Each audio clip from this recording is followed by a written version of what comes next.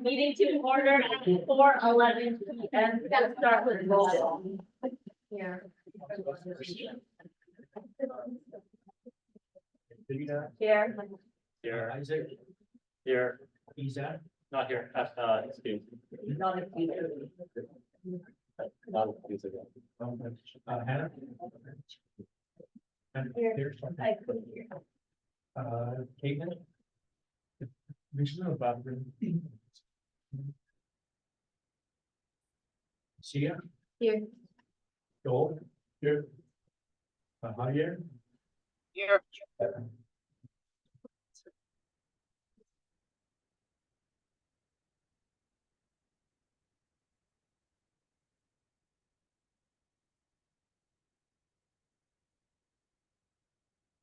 Ariana? Ariana? No? Okay. Ian? Here. Jed? Here. Megan? Benjamin? Here.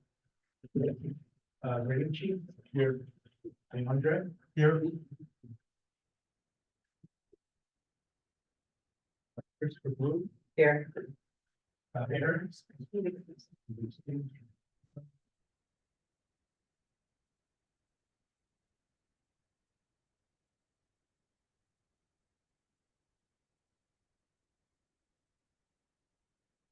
Mia? Adrian? Nope. Jenna? Here. Basin? Here.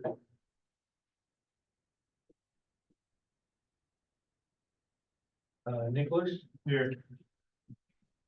Kate? Here. Matthew? Here.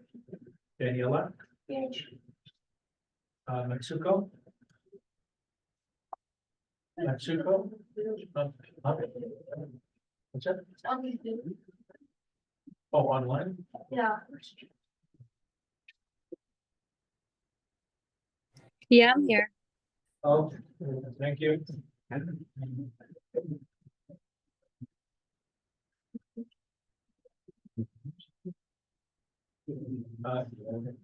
Eddie? Here.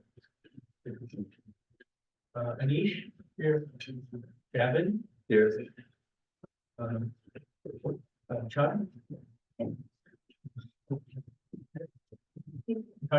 Here.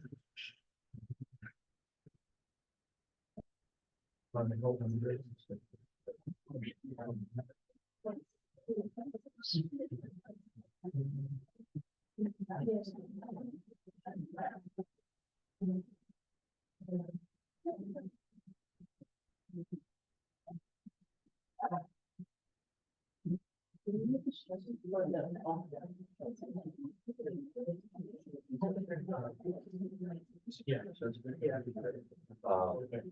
Luca Poliska? Here. Aura?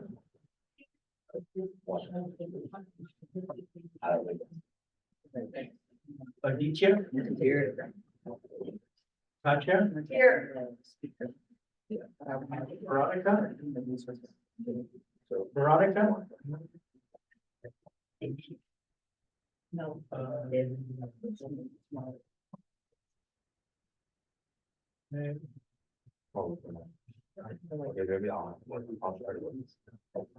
Shiki or Bibi?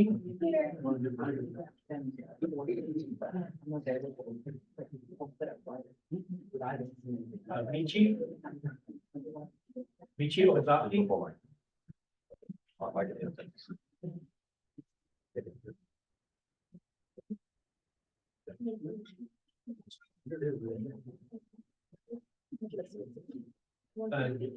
Jin Han? Jin? Iris? Lee?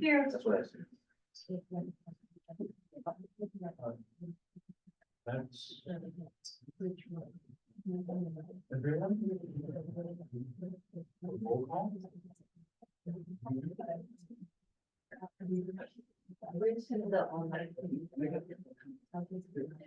I don't have. And if the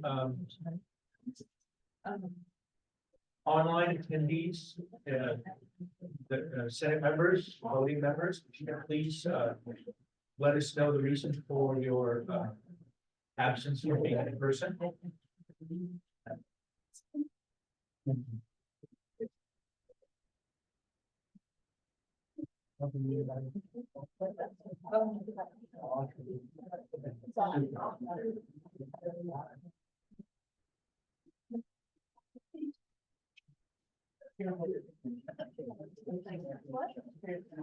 Javier as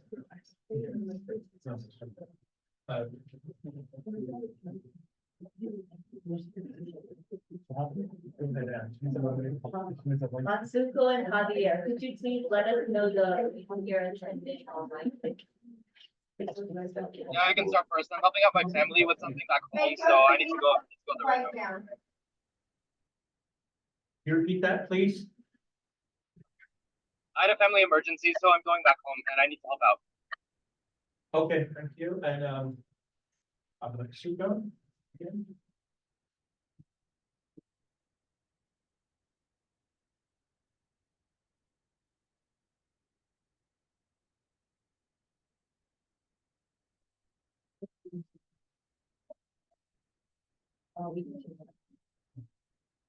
Moving on to approval of minutes, can I get a motion to approve the minutes from April 24th? Okay, I want to approve the minutes from April 24th, 2024. Leandre. I second. Moved by Ed, seconded by Leandre. Any other questions? Seeing none, minutes are approved. Starting with public comments. Are there any public comments?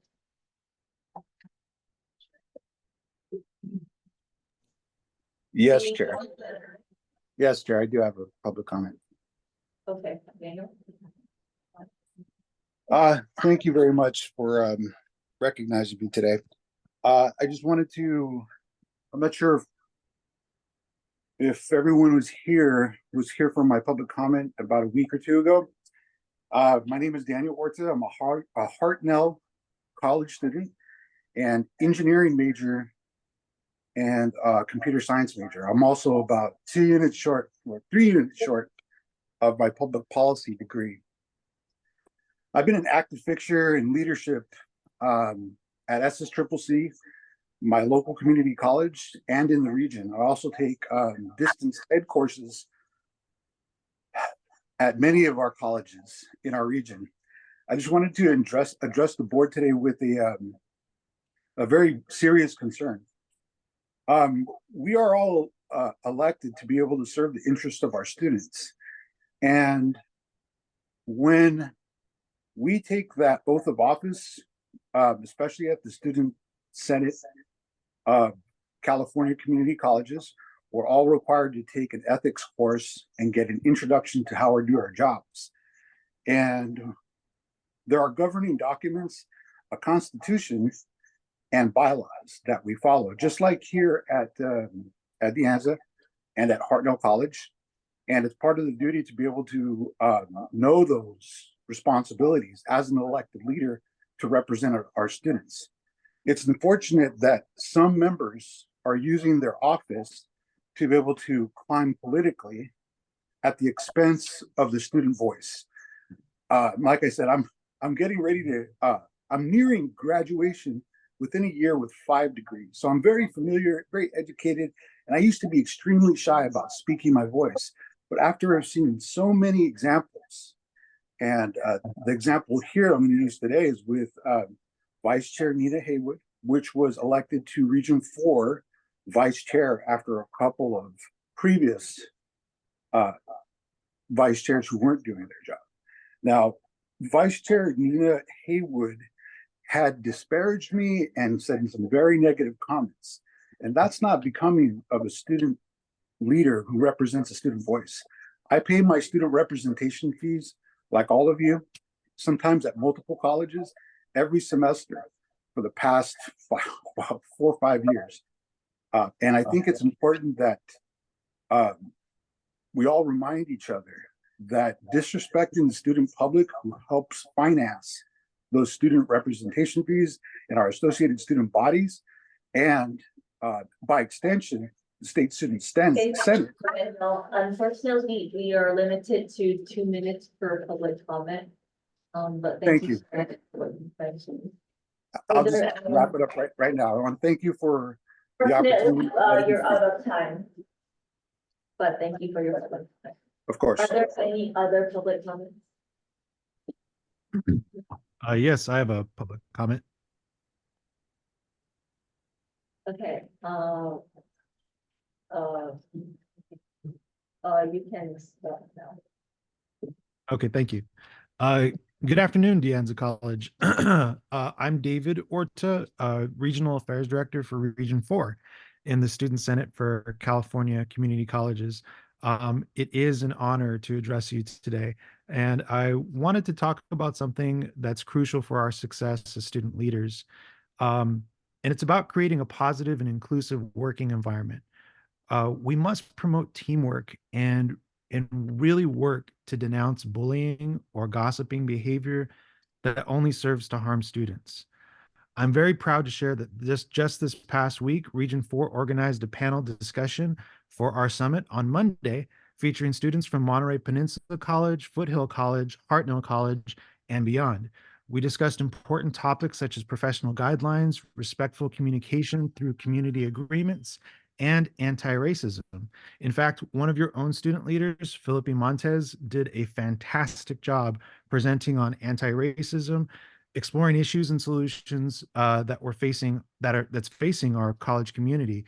We had students from as far south as Mount San Antonio College in Los Angeles County and as far north as Mendocino College just to join us for these discussions. And it's clear that there is a strong desire among students to address these important issues and create a more inclusive environment for all. So I just want to cheer everyone on, and let's continue these conversations and work together to make our collective college community a place where everyone feels safe and supported. Thank you. Thank you. This is not to respond to those public comments, but I would like to mention this is the De Anza Student Government Senate. And I believe we do not have, the members that you mentioned are not part of the agenda. So I believe you can look into the correct college to bring these concerns to, but thank you for your public comment. Are there any other public comments? Okay, moving on to advisory.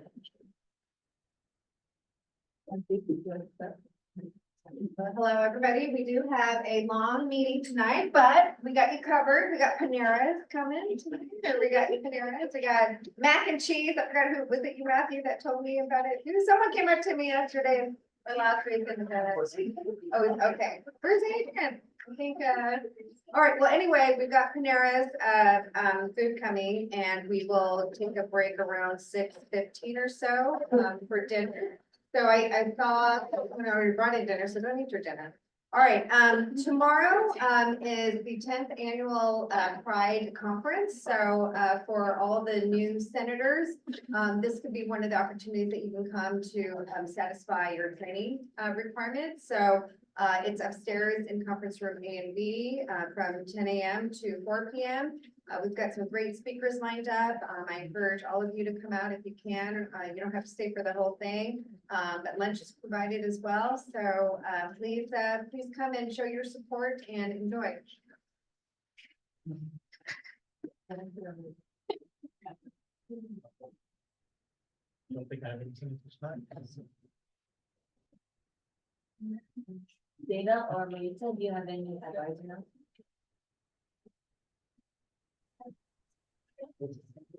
Hi, I just wanted to remind everybody, we have the flea market this Saturday from 8 to 2, and we have a couple of special things going on. Hopefully, it won't rain or to interfere with them, but we do have some entertainment from our Deanza clubs, 11 to 12:30 by the food court, and then Hashi Market in row T. So hope to see people out there supporting everybody, rain or shine. Thank you.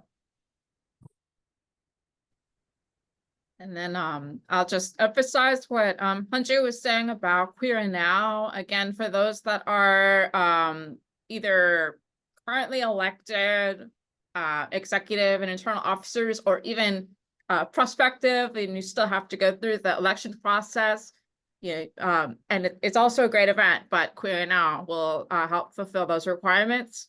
For folks who attended the executive training Friday, I will be emailing you all with the documents I promised. I appreciate your patience. For the most part, you have the information you need for your checklist, but please be reaching out to your mentors, which is just the person you are succeeding, to start having those one-on-ones. And for our departing executives, do reach out if you haven't already, or haven't heard from the person who's succeeding you.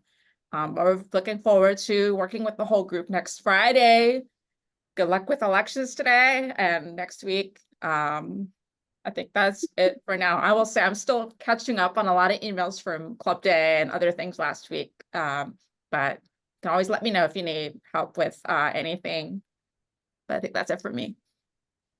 Thank you very much. Moving on to Senate announcements. Matthew? I talked a little about this last week, but VITA and DASG partner every year to run our Student Leadership Award. Any student in Deanza who's shown leadership can apply for this award. You don't have to be in DASG. Clubs and organizations as well can apply. You may nominate yourself or someone else. There's an announcement in the announcement section of the Discord with the link to the form. And it's also tinyurl.com/student leader form. All recipients of the award are invited to the Leadership Recognition Gala on June 5th. And please send in any nomination. You can nominate yourself or you can nominate someone else by May 15th. And you can come talk to me if you have any questions. Thank you. Are there any other seminars? This is especially for the first years. DK is having an event where we'll have mentors, and I think it's pending, but we might partner with the transfer center to help you through your essays, especially using the groups and the other ones. So check it out on Friday in the S25 in the village building. All right, thanks. Are there any other announcements? Yeah. Okay, so I just had some quick things that I wanted to say and that I just want us to keep in mind when we do the internal elections Q&A and deliberation. So it's kind of a long list, so I'm gonna try to go through it as fast as I can, but it was just based on our last week interview and some things that I thought were really problematic about how we did the Q&A and how we deliberated about the candidates. So the first thing is just when the candidates come up, like listen with an open mind. Don't be like in your mind, I already know who I'm gonna choose. Just try to be objective and like when you hear what they're saying, don't already be like, oh, well, I like this person better, so I'm gonna mainly listen to what they say and only vouch for them. Just try to be objective. Another thing was last year, when we did internal elections, we made sure we did this, and I really think we need to remember this year for the incoming executives, just please make sure to contribute during the deliberation as well, because you all will be working with these people next year, and especially for some of the candidates, they're gonna be working directly under you, so you just feel free to make sure you're contributing, and like, if you have a concern or you have something positive, just contribute. Another thing is just, I think we should all avoid making assumptions about candidates' abilities that we can't confirm without, prior information. So for example, if we're saying a candidate is too busy for work, we need to make sure that we ask them something, or we know, we have a reason that we said that, not just we guess that they wouldn't be able to do it. Same with if they're not able to learn something, again, like, we're here to teach them, so no one is incapable of learning something, because we're all in positions to be able to teach whoever is going to take over after us. Another thing is, let's try to avoid being repetitive during our discussion. Like, we don't need to clarify every time we say something, that we're not trying to discredit any other candidates. We all know that everyone is qualified in their own ways. And I think also, if like you agree with someone, just say you agree, unless you have something really specific to add on. I don't think you need to go on like a huge rant about every single way that you agree with the person.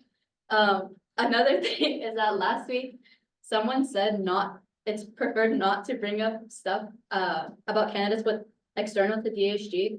And I fully disagree with that. If not everyone is an intern for DASG, so it's not fair. If you have an experience with someone outside of DASG, please bring it up. Feel free to bring it up. You're not like limited only DASG stuff, because again, the application was for anyone to apply. 3 more things, guys. Okay. If you're asking something really specific to DASG that people only internal to DASG or familiar are going to know, please give context, or just don't ask it at all, because it's just not fair. And this happened last week, and honestly, like, the people that answered, none of them had a good answer, so it doesn't make sense to ask. Another thing is, I know we don't want these things to go on forever, same with this Senate announcement, but especially when there's a lot of candidates, I feel like people shouldn't be too surprised or like looking annoyed that the thing is getting extended, because unless you have a strong reason not to, like, there's a consensus, so there's really no reason, or like you have a really strong opinion, just don't be surprised or like annoyed, because we all knew, coming into this, that this is gonna take a while. If you didn't want to, you could have said you're sick or something. And also, just my personal opinion, I'm not sure, but last week during the programs, people for events coordinator specifically, I kind of felt like everyone was getting like annoyed, which I can understand. But then during the deliberation, no one really was saying anything. It was mainly just the programs people, and we were the ones who wanted to extend it. So if you're saying we shouldn't extend something, that's fine, but have a reason, or like be active during the deliberation. Don't just say we're done, like, and then just not say anything when we're talking about the candidates, because then that means you had no reason. You're just like trying to get out of here, which I can understand, but it's not really fair to the candidates. And then the last thing, I think we should not dilly-dally voting by roll call. If you disagree that we should extend time, I think maybe we can try to come to a compromise before we vote by roll call, because I feel like that wastes more time than like just figuring out a new time to extend. So that was all I had to say.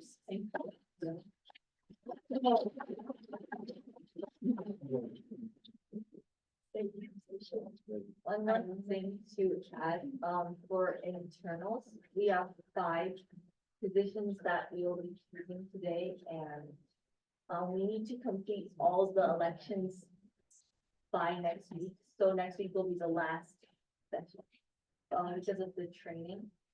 So just keep that in mind, especially for the discussion. Are there any other announcements? Student trust announcements. Javier, do you have any student? Yeah, 1 second.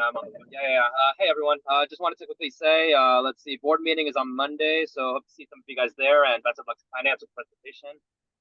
Then what else was there? Flea market on Saturday, doubling down on what Dana said, and my music club's going to be performing there, so hope to see you there as well. And that's for me.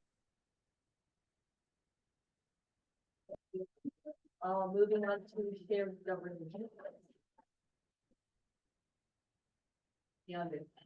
So, representing advisory met on Monday, and we'll talk about updates on the meditation room and updates on bike racks, including version and location.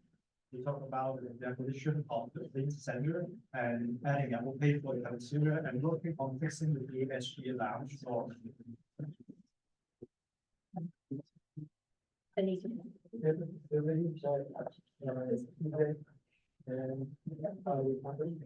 talked about the bike test and where it's coming from, where you're getting our bike going from. It's not really the bike running a lot. Talked about the battery update and testing out new colors for the new. Go ahead and speak up just a little bit louder. Sorry Okay, about that. thanks. We have all gender batteries up to F5 and F6 and how they're all done in design. And then we finished recapping all the increments for about parking lot A. Thank you. I met with curriculum committee on Tuesday. We talked about course proposals and approvals, and then we also talked about course description revisions. We revised 3 different courses and the other 8 were approved.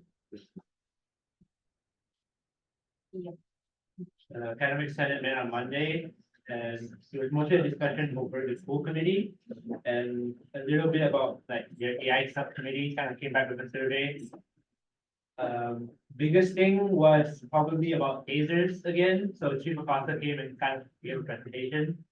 I guess the biggest takeaway was like in a hypothetical situation, if everyone who's in charge of approving these tasers said yes, timeline was at least a year away. So we are really early in the stage of like figuring everything out. So there's no need to panic, but I'm kind of working with Hannah to kind of send out an email and invite Chief Acosta to speak to us, kind of bring up the issue of the tasers, because I know a lot of students kind of said, you guys are against it.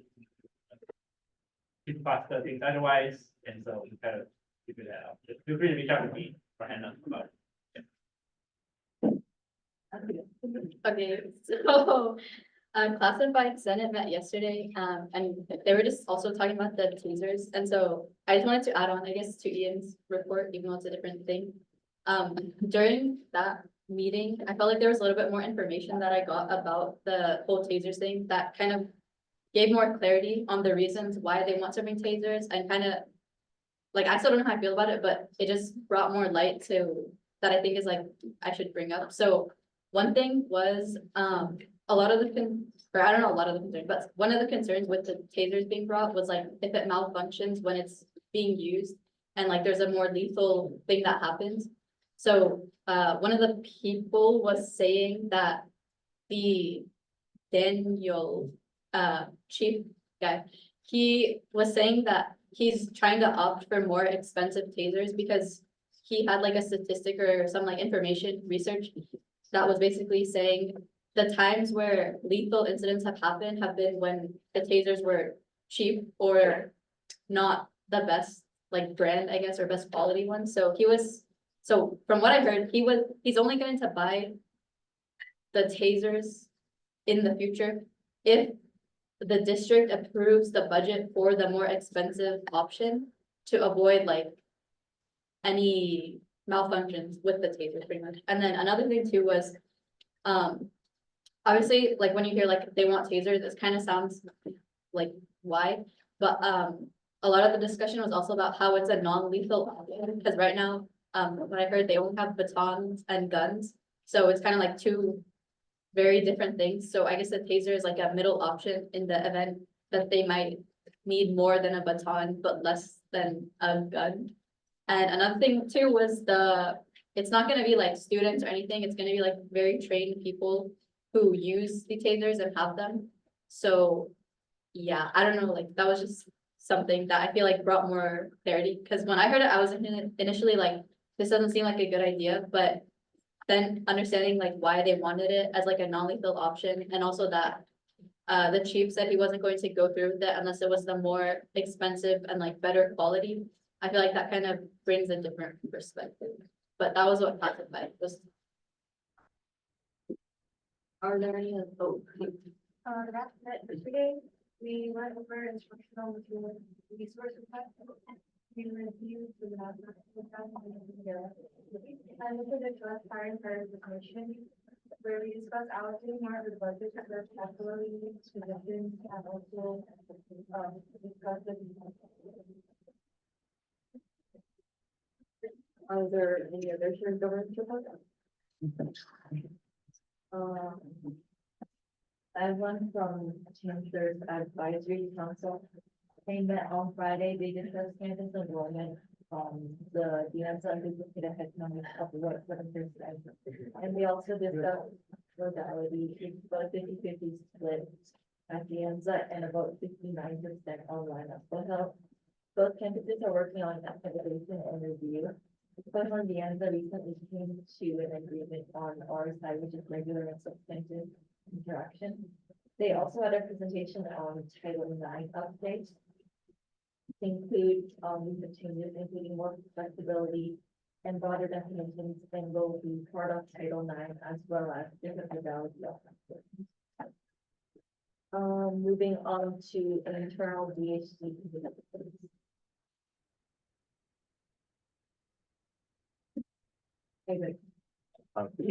Administration, met today and we talked about resolution.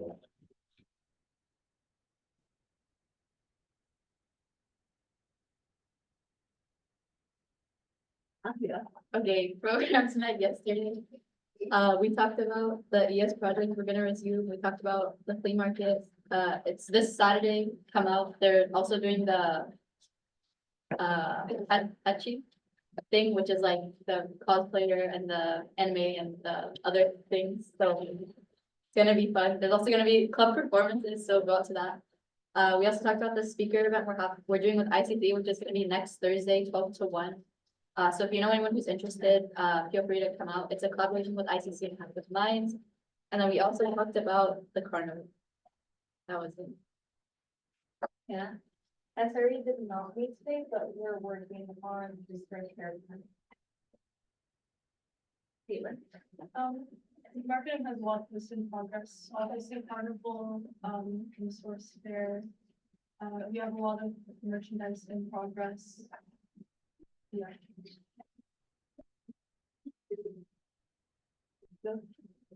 Finance met this Monday, and we finished the finance plans video shell. And we finished the presentation for the board of trustees meeting. And we have our first rehearsal, and we're gonna have another rehearsal at Friday, and Monday we're gonna present. That's what it'll be.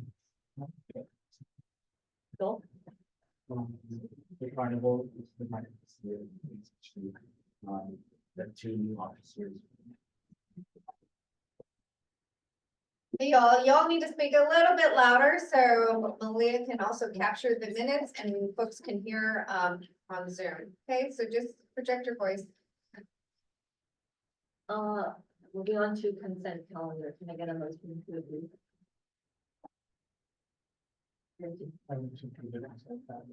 I second. Moved by Christine, seconded by Christine Anderson. Seeing none, moving on to the first business item, which is the EHC, Putnam Dianza ITC and ASSC Carnival event.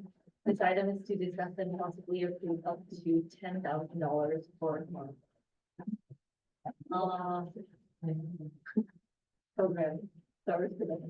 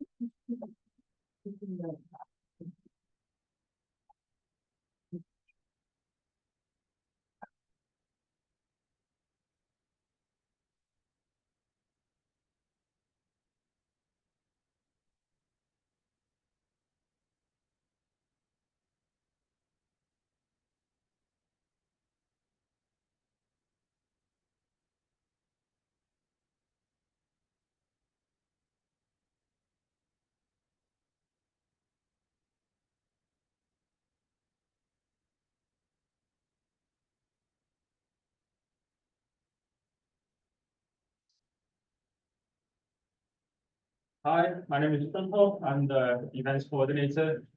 Hi, I'm Leandre. I'm the events coordinator. And then I'm the vice chair of programs. So today we're going to be presenting about our upcoming event, the Carnival Festival with DASG and Foothill College. This will be a collab between DASG, ASFC, and both of our ICCs. So this is an event open to all college students and features fun carnival games and rides, including obstacle course and science plans. So it's gonna be on the May 30th from 12 noon to 6 p.m. It's gonna be in the Sunken Garden, no, wait, what? It's gonna be in the main court and the S court. Okay, so this event is mainly targeted at DASG and Foothill students because those are the two schools collaborating.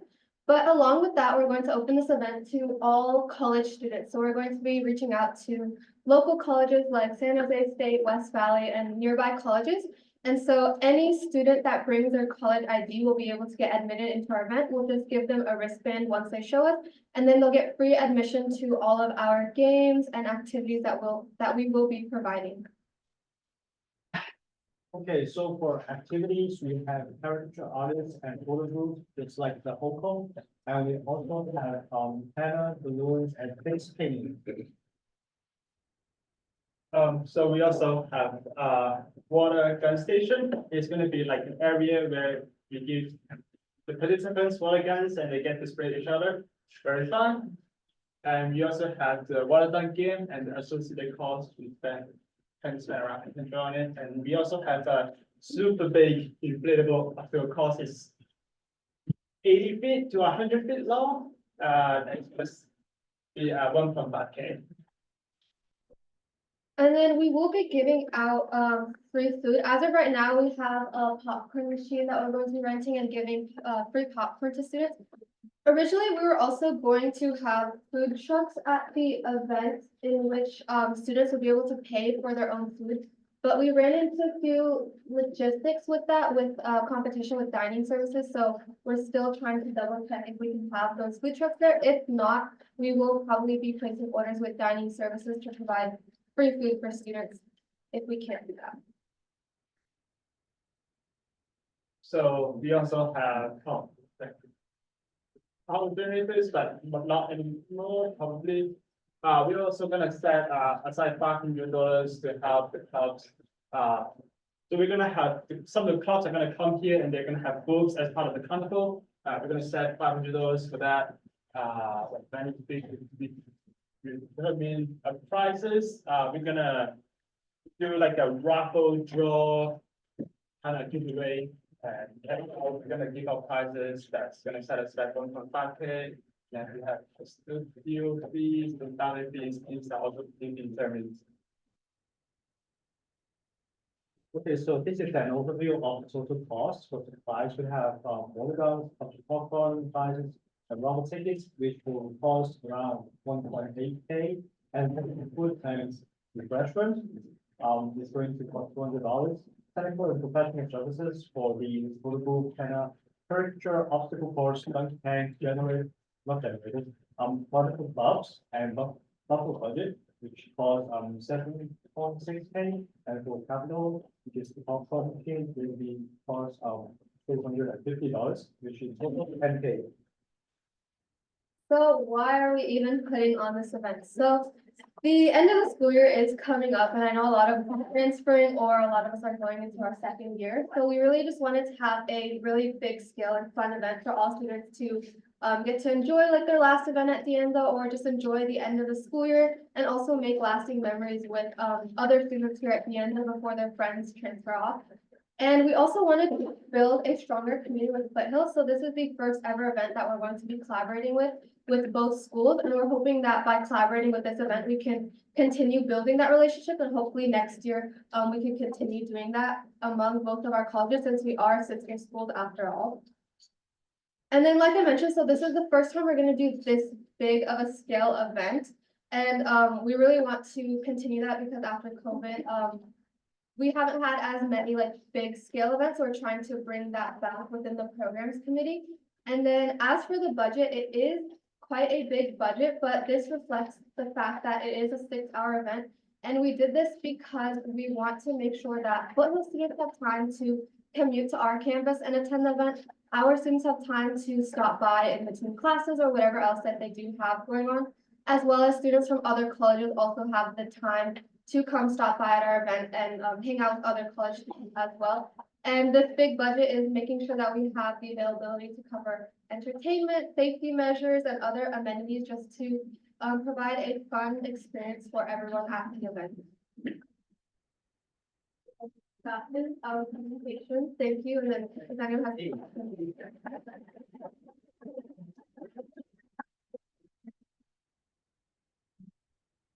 And this is one of the two class, but does anyone have any questions?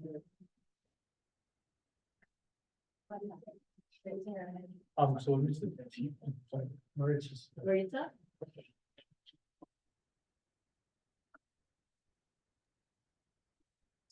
Hi, everyone. I'm getting some questions in the chat, and I'm encourage folks online to send your messages to the group or in general, but I can ask on behalf of folks. There were some questions about the cost for students. So I would imagine, based on what I've heard so far, partaking in the activities would be free, but the food trucks would be based on, you would have to pay. As far as how they accept money, that really varies. I don't know if we have that information. It might be something for the organizers to look into. For my gosh, what is it? Keeps changing. For the sorry, I'm not sure why this is happening, but the captions keep changing to Spanish, but I need an English, because I'm deaf, so I'm going to change it back to English. Sorry. So if you can all do research on how the food vendors will be accepting food, payment for food. So are they going to do it by cash, Apple Pay, things like that? So that seems like something that folks are asking. I do want to know, the popcorn would probably not be a capital item. We don't really have space for a popcorn machine that we talked about. It would likely be a rental, which is something it's very easy to rent, likely from the same vendors that we would get the inflatables, things like that. I'm getting a question about security for lost items. It would be like any event, any items that are lost should be will be taken to campus police because they function as the lost and found. Again, if you have questions, I encourage you to put in the chat, not just direct message to me, but to the group. But yeah, I'm just naming some questions of getting.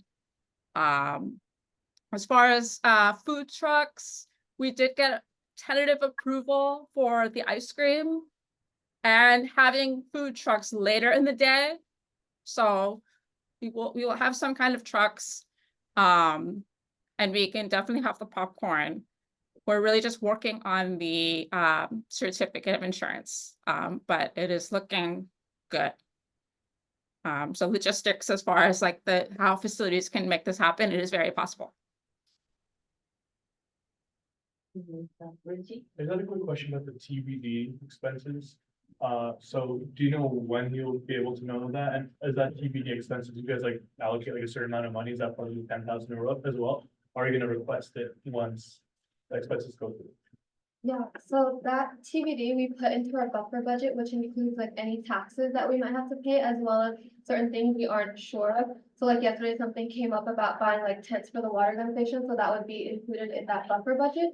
As well as like there's some things we might not have to pay for, like the power generator, but then if we don't have the food trucks, we might have to spend on food. So we have included that in the budget already. That we'll be considering as we continue planning essentially.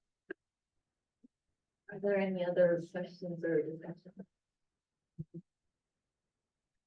If not, is there a motion? The motion would be to approve up to $10,000 for this I make a motion to approve up to $10,000 for the conference. Yeah. I second. Moved by Vernon, seconded by David. Any objections? Being none, the 10,000 is approved.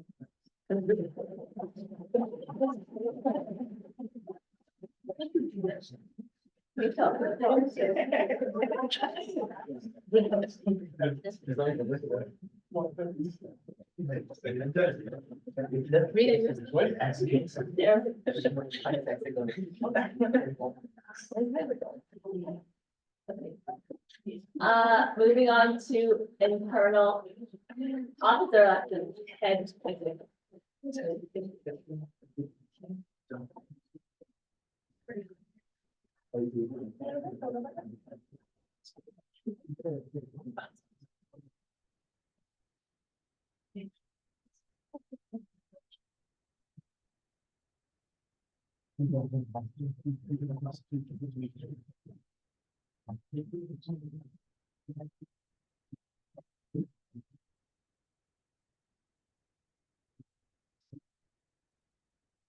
So as we're getting started again, if we can make sure that we limit any side conversations so we can all hear, please project your voice. And again, I really appreciate the recommendations that came from us earlier. And because we have a lot to go through today, please just be mindful and thoughtful about the process so that we can get through them and we don't have to roll over any of the internal candidate interviews for next week. Okay, because we absolutely have to have them all identified by next Wednesday because our big training for all of them is December 10th, which is next Friday. So we do have to get through these. So let's try to keep it a fluid process. We don't want it rushed, but we want a thoughtful process, but please, we all have to take part in making sure that we're not lengthening the process unnecessarily.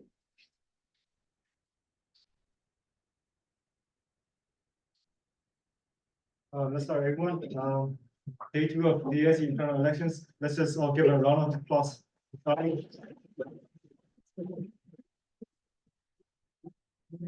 Then please check out the booklet. Here's the QR code. Here'll be like there'll be a bunch of all the candidates available there, and you can just check it out. And there's like all their statements and agendas on there.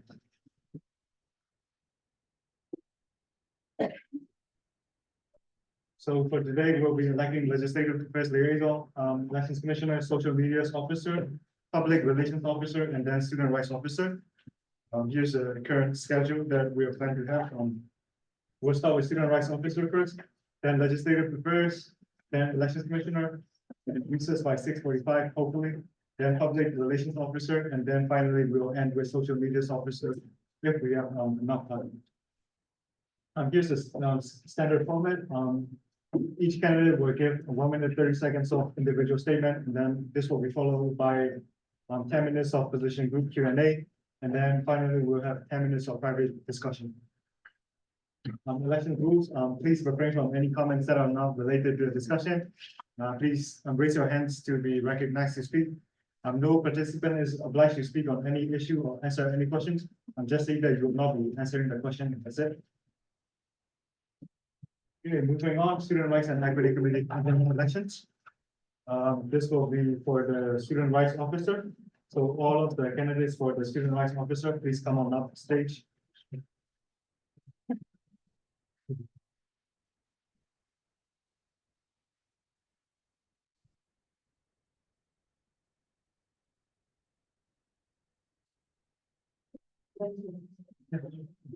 So this will be in alphabetical order. So we'll start with Brian, Joshua, Kelvin, and then finally ending with Ryan. Ready when you are. Hello, my name is Brian Ennis Cruz. If you're looking for someone who's like has leadership, communication, outreach, and who has basically public speaking, I'm the guy, or else I wouldn't be here today. What I mean by that is that I'll start off in high school. High school, I was president of Key Club, and as you guys know, that's the Rotary Club that you guys are fully aware of and connected to here at DASG, right?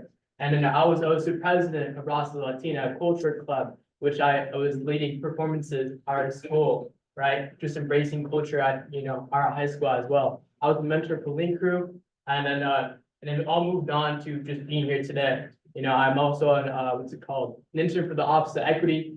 And I'm here to represent as well, the, what's it called, the outreach office for the Rising Scholars. I'm also connected with them. And just I'm here to basically make those connections and represent every student here at the ANZA. Thank you.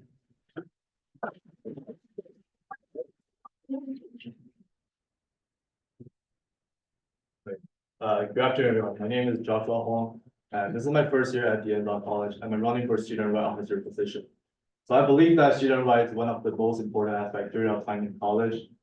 And I want to be the one that running for student right and speak for everyone else.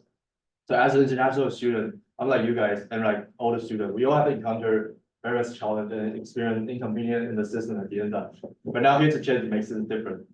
If elected, I'll build a stronger connection between DASG resources and to all students. I'll promote activity and develop policy that will promote inclusivity, fairness, and equality for all students. I also fight against discrimination and provide supportive service for those in need. Another way, I'll ensure every student right is protected, respected. I have witnessed the importance of standing up for what is right, and I wanted to stand up for all students. This means that I want to create a campus environment where everyone is right, where every student feels safe, respected, valued, and supported.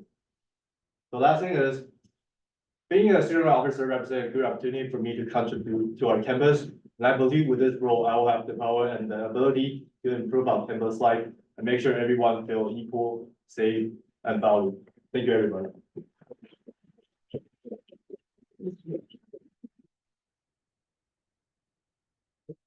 Hello, everyone. My name is Calvin, and I'm honored to have been trying to introduce myself. I'm currently a first-year student majoring in aerospace engineering.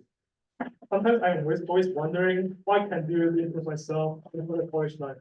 It was until last fall, which is the first quarter that I came into the college.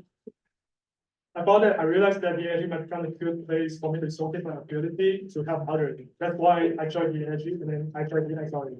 I have been an intern at SRE for like 2 quarters, and this will be my first one. I believe I haven't missed any meetings and events that are organized by SRE, especially resource fair. One thing that I'm proud of myself is the resource fair. I was working thoroughly for the resource fair, for the previous resource fair. And for the previous resource fair. And if you guys came to the resource fair, you might saw me standing in front of the DASG table for hours promoting about the DASG and resource fair to other students, because I want to make sure every student can understand what exactly resource fair can bring to the students, and at the same time, making sure they can enjoy the resource fair. So this is something that I'm passionate about, like sharing my ideas, performing to other students. Thank you.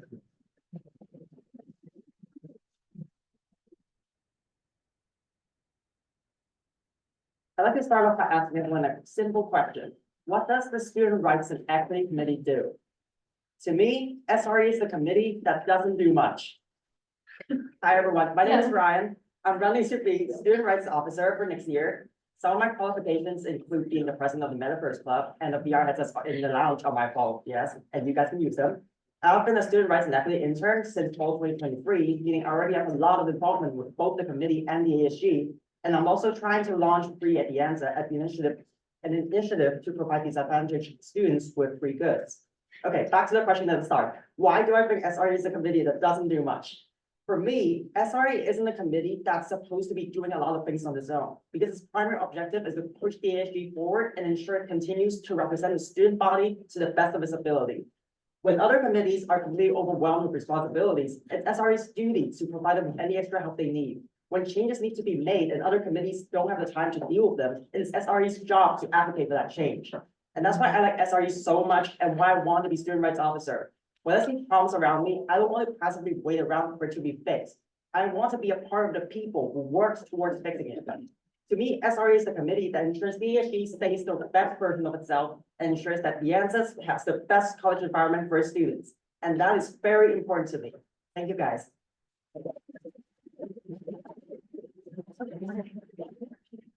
Great. Thank you for the statements. Moving on, we'll have candidates Q&A segment. The timer will start now.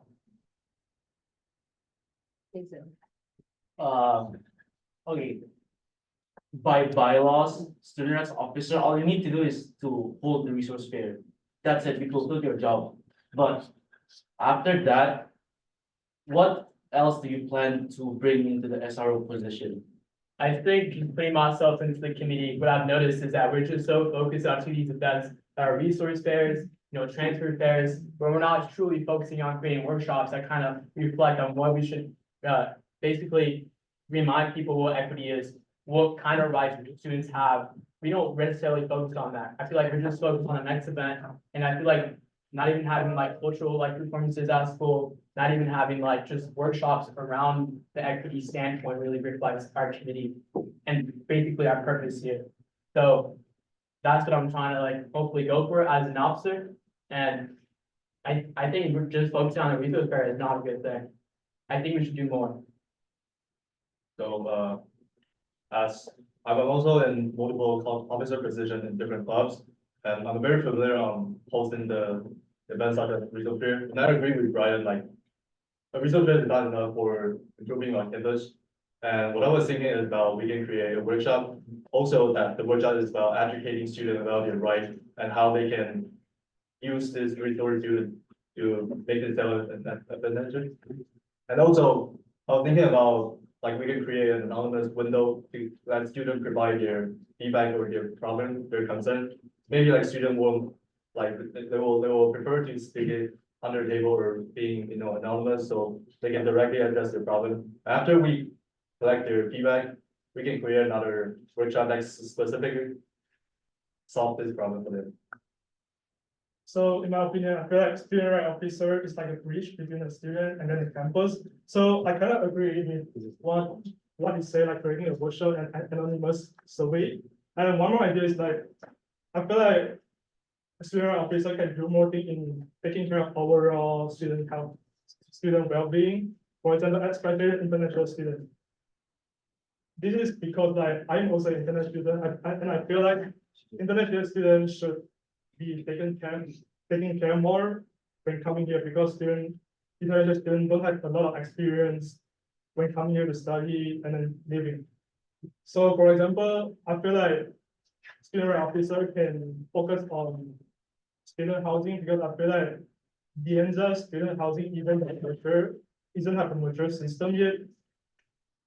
Yeah, I mean, so my idea is that we can like maybe collaborate with the external housing agent. Yeah, there's already a housing agent, but there is not much option for the international student. So this is my idea. Thank you. If the bylaws actually say the student rights officer's job is to just host resource fair, then I think that's something that should be changed, along with also diversity seats as well.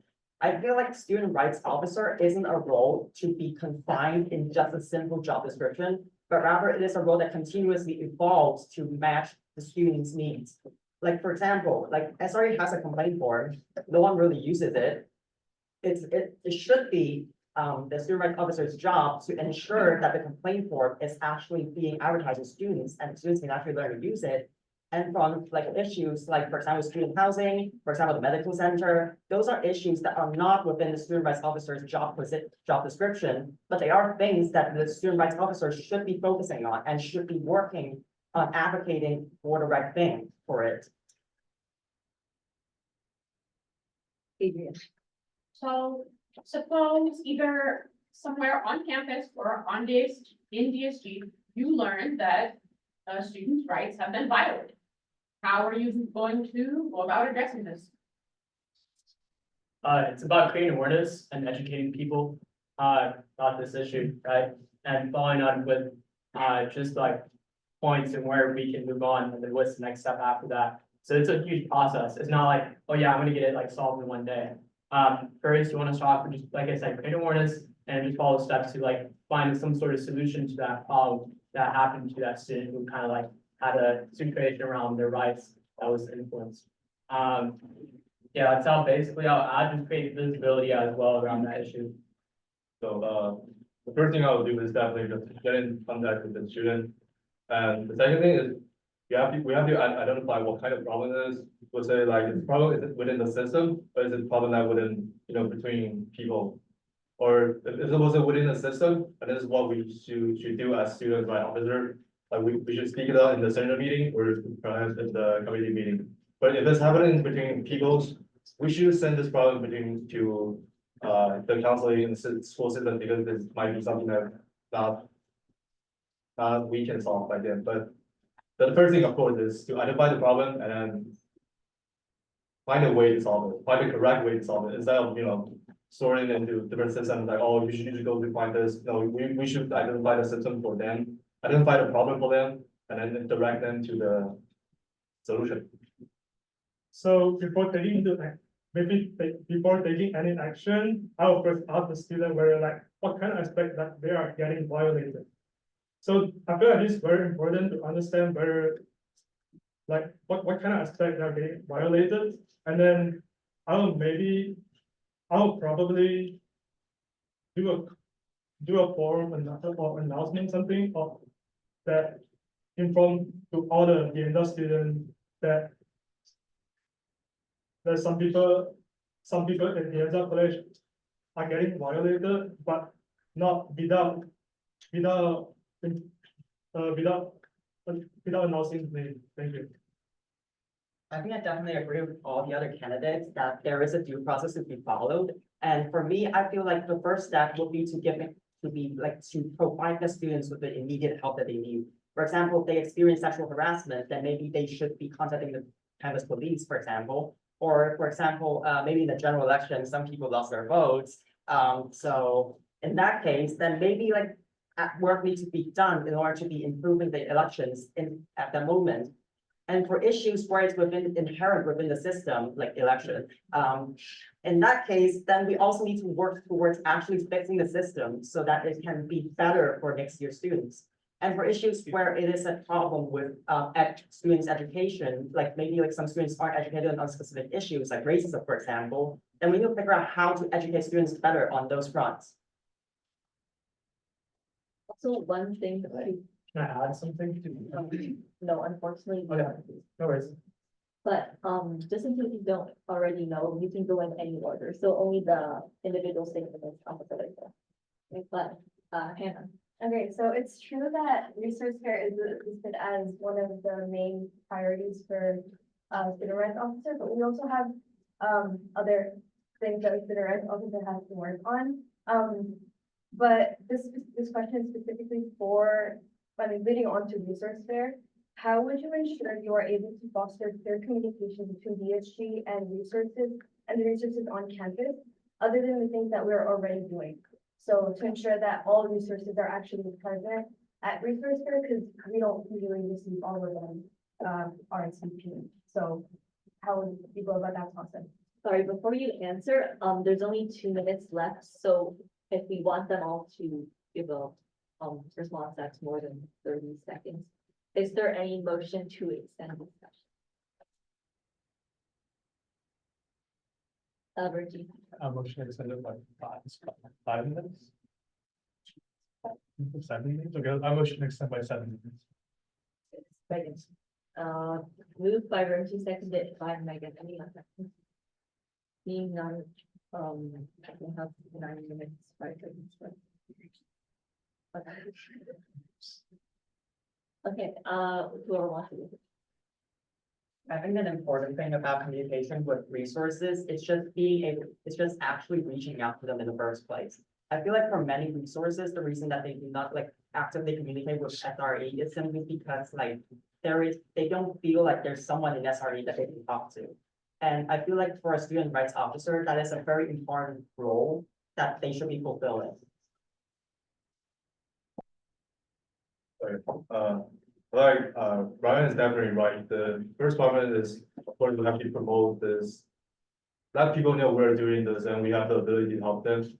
So I was thinking after we create a workshop, the way we can promote it is to go to the people that have submitted their feedback and we can just directly contact them. Oh, we're having this right now. Maybe it would be interesting. So that would be like the quickest way to get in contact with people instead of waiting for them to come here. So I'm the supervisor for Good America. So I'll say like I work around different age groups from like 16 to even like 60-year-old people. And main key within that is having communication among your whole group. We're all a community. It's all community bonding. It's all community learning. this community process as well to reach that point. Now, we want to keep in mind who's working what, checking on who's doing what, and just basically an end result of an outcome. I think main key is just communication and just having that good relationship with every program you have, and just go. It doesn't hurt to go one-on-one, mouth-to-mouth, face-to-face, saying, "Hey, join us. We serve. Let's get this resource fair done." So just going up to the programs, it doesn't hurt to walk into their class or just meet up in person. I think you have better communication that way instead of just me personally, just email. So either way, email is a good communication as well. So I'm just saying. Sorry, before you continue, the question was about what additional things that aren't being done already or communicating specifically to programs or resources, not to the market, which is the students. So just remember to phrase your answer in regards to programs and communicating. Programs, so for programs, it's all about you basically inviting them to right, that's the question, right? Programs. Trying to invite programs. Okay, let's, we can have it as a separate question. Yeah. But just for now, I believe the last candidate was. Yeah. Also, we usually prepare the results grade in the quarter together. So my idea is, I think we can prepare the results grade for the next quarter in this quarter. So therefore, we have more time to prepare for the results grade and reaching out to other resources where they can be in this date for the next quarter. Yep. Okay. I think we have time for one more question. What specific experiences or skills do you possess that you think make you well suited for advocating for student rights on campus? So skills or experiences?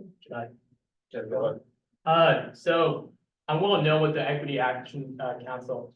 So basically, I can tell you right now, I have good communication with the VEDA faculty, Shayla. I have good communication with the Mojo, right? I have good communication with every person, that every program, lead, Puente, Impact, because I already work with them in planning, workshops, right? I've been doing this since fall, all thanks to the Office of Equity, right? We all try to create DSPS workshops, create visibility. I've done reels, right? I've done one for the, what's it called? For the DSPS reel, and there's one more at the very beginning of fall, which I believe it was homecoming, or no, de-stress week. And I feel like not even despite not being in the marketing team, I still was able to do reels, just create visibility and just bring myself in and create visibility to other programs that I'm willing to represent these students. Okay, so for the last 2 quarters, I've been interning in the program committee.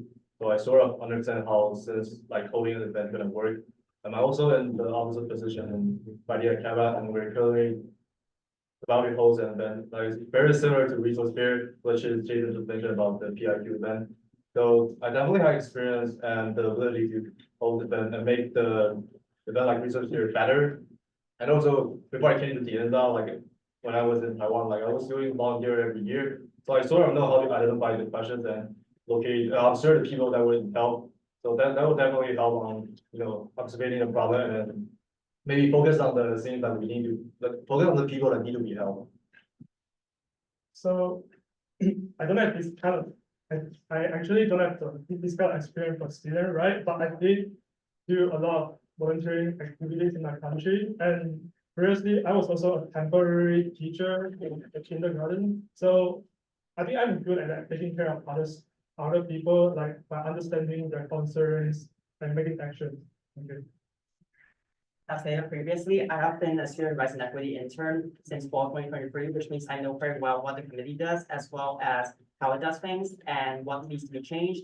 And also, I am Metaverse president, which means I have leadership skills. And I feel like the most important aspect about me is my passion to continue doing more, because I feel like there is never a time, you never need to stop. There is always more to be done, and I feel like for SRE, this holds true as well. We can always be doing more, and I feel like that's important.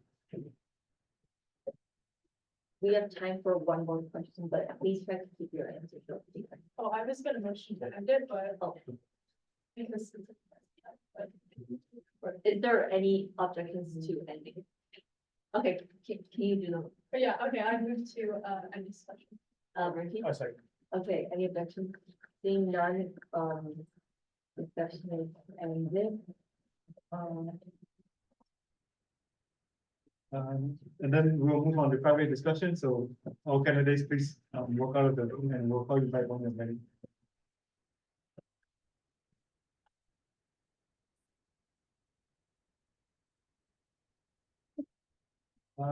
Anyone wanna start? Back. Yeah, okay. I would like to start by saying that I think Brian is a really strong candidate. Like, in terms of the Office of Equity, with an equity action council, I think student services and student rights are, very much connected here at the end. And you've done a lot of programming to, show what student services are and how that connects to student rights. For example, a lot of workshops on, disability justice. Hannah, I would also like to echo that. I think that Brian is a really, really strong candidate, but it doesn't mean that any of the others aren't, but just for him specifically, just looking at his program affiliations, I do know that he is everywhere when it comes to programs. And that's something that the student rights officer really does need, this connection, because I feel like the role is, you could correct me if I'm wrong, Chris, but I feel like the role is kind of similar to the PR officer with the outreach aspect. And so, yeah. Okay. Not completely, but a few parts of it. Bertie? I think I really actually, other than outside of the background, I think based on the interview as well as the answers, I feel like Ryan's also a pretty strong candidate because he has the experience and he seems to know a lot about like what the role entails, and I think he's also. I think one thing Ryan did really well is bringing up concrete issues that he wanted to improve on. I think that while the other candidates did great, their answers seem more generic, like say workshop in general, or communication in general. Right. I'd like to add that, although Brian is a strong candidate, what he was talking about was more on the equity aspect, and less of student rights, and so that's why there's two different positions, right? The other thing is that I think equity does work with programs more and services, while student rights should be more about the whole student body, and so I think to bring balance to the student rights and equity team, to have one international student, and that, like Brian, for someone like that who's shown that much commitment and passion to student rights, combined with people who are already like locals and like connected to the outreach community, I think that would be good. Jason. Honestly, like I've seen all four work before, and I don't think you would find any difference in production wise. I think honestly, if anything, was something who you would want the most, you really the most comfortable with, but if we're talking just pure interview answers, I think Brian and Joshua seem to stand out for me. But honestly, I think you can go wrong. Just anyone you want. So then I have questions for, yeah, I just wanna. Oh, sorry, could you not? Perfect. Could I? Can you not speak before I call, just keep things organized. Oh, no. But. Okay, so Brian is a programs intern and he's part of the kind of gets the job done, so there's an elephant in the room and his integrity is not most up there. So Ryan, we close with DASG. Okay, I'm just gonna put it out there. So people are gonna say stuff. And I've seen him, he takes initiatives. He sees the lounge not clean, he takes initiative to clean it up. And it took a long time, and like it wasn't like a small cleanup. And he also sees that the lounge lacks any form of entertainment, so he sets up the read. Like, are those things like really incredible? Not really, I could have done that, but he takes initiative, and I think that is a good trait. Asia. I agree with you. And then I also just wanted to say, yeah, there is a difference between the equity and student rights officer, but we didn't ask like any questions to the candidates really about student rights specifically. So I don't think we can say, I mean, like we did, but not like, it wasn't a lot of questions, I feel like, about specifically student rights, unless there was something I missed, but yeah, and I also don't think like it should just be like, oh, we need one international, one not international, because like there would be like others, I don't know, yeah, what Hannah. I think that, the comment of the elephant in the room, with Ryan's entire application is not needed at all. Because that was just a mistake that he made as a student, and we shouldn't judge his application to another position with what he's doing right now. So yeah, because he did assume that that would happen, but I think that we should be better as student leaders and representatives of student body, of our student body. I forgot what I was gonna say before, but yeah, so for yeah. So for one other thing is that,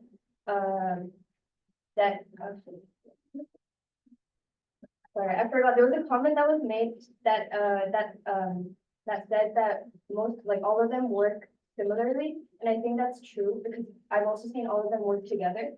But I think Ryan on that part takes more initiative, so that's sort of what differentiates all of them. Caitlin. I just want to point out, Asia, for the one question that we did ask specifically for the SRO, 3 of them said workshop. Ryan said, advocacy for things like, and educating students, which is what I thought like the student rights officer's job is, so things like that.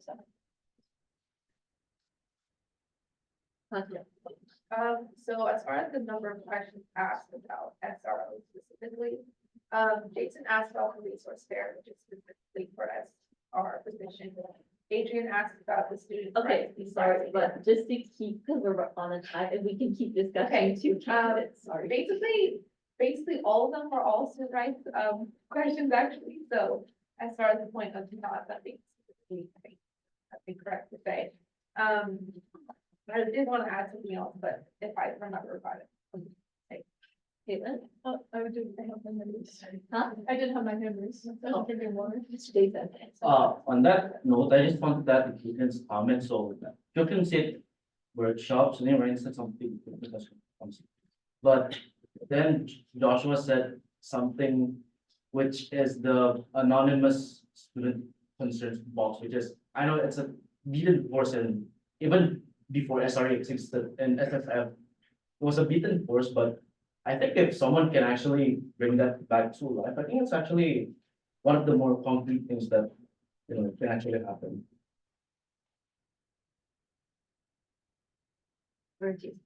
Everyone's very motion that extend time by like 5 minutes. Are there any comments? I don't think so. Just vote for. Is there any other comments? Megan. I just wanted to vouch for Ryan, a lot of work, he's done a lot of initiative as well, and like sometimes he does more work than some of the other. Yeah, just wanted to add that. Devin. I just wanted to add one more thing about Ryan. I think that we touched a lot on the student rights officer role and stuff like that, and the different comments that each candidate made. But it's also like they're gonna be a senator, they have to come and chair governance, they have to make meetings and stuff like that. And well, Ryan's in the DSG around like 99% of the week, so. Yeah. Yeah, also about Ryan, I appreciated his familiarity with the role and his push to want to do more. That really does me, his push to want to do more. Are there comments that aren't about Ryan? Matthew.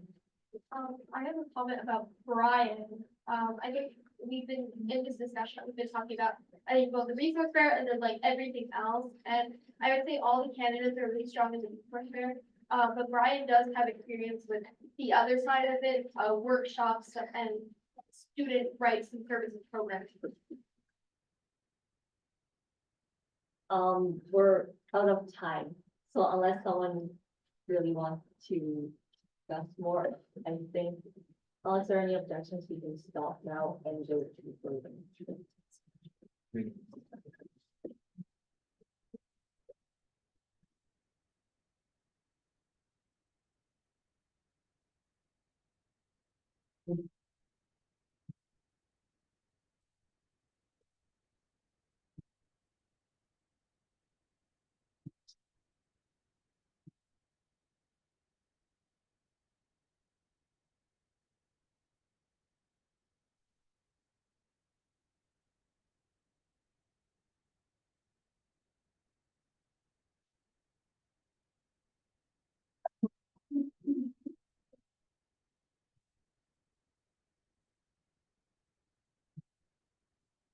Could you please raise your hand high once you're done voting?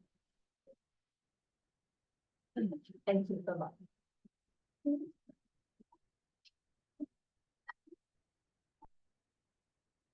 Is there anyone who's not done that? Okay, I think that's. Oh. I think it's because he's done that. Oh, you're right. Oh, okay.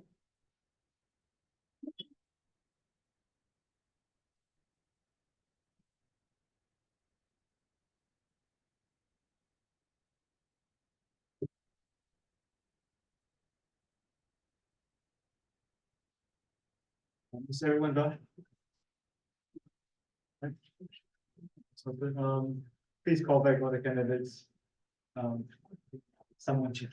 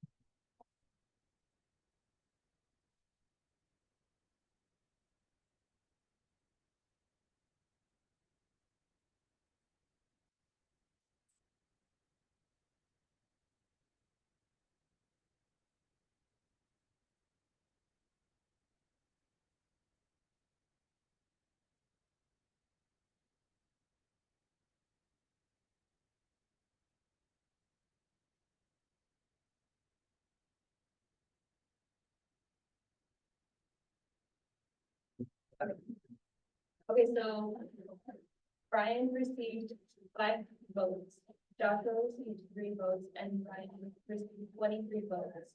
So that makes this new student rights officer, Brian Chu.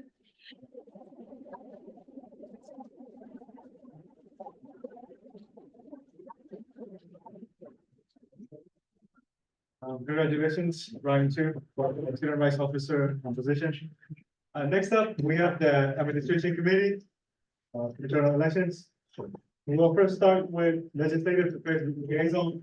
So all the 3 applicants, please, head to the stage and let's give them a round of applause.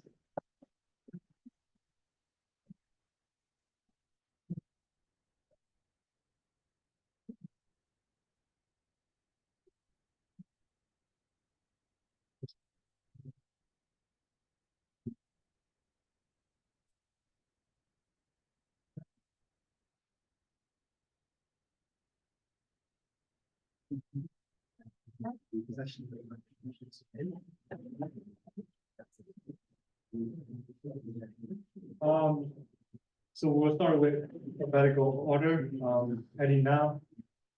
Colin, Joe, and Schlock. Is Schlock here? Yes, no. Ready when you are.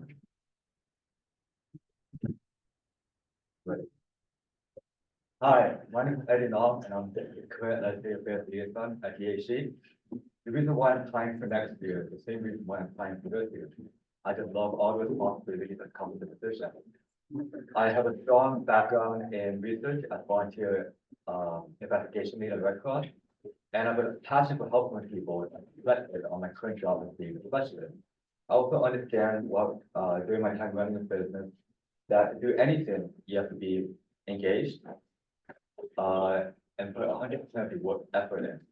And I like to think that during my time, I've shown the quality. Going as administration intern, I was part of a resolution that diverted the funding for the aspect here the center from DASG to DASG. And since my time as a legislative liaison, I'm the author of a resolution that's set to add additional financial assistance and forms support to any student at DASG. So during my short time as a legislative liaison, I have found that I enjoyed every second of it. And if given a chance to do it for another year, I'll take that chance.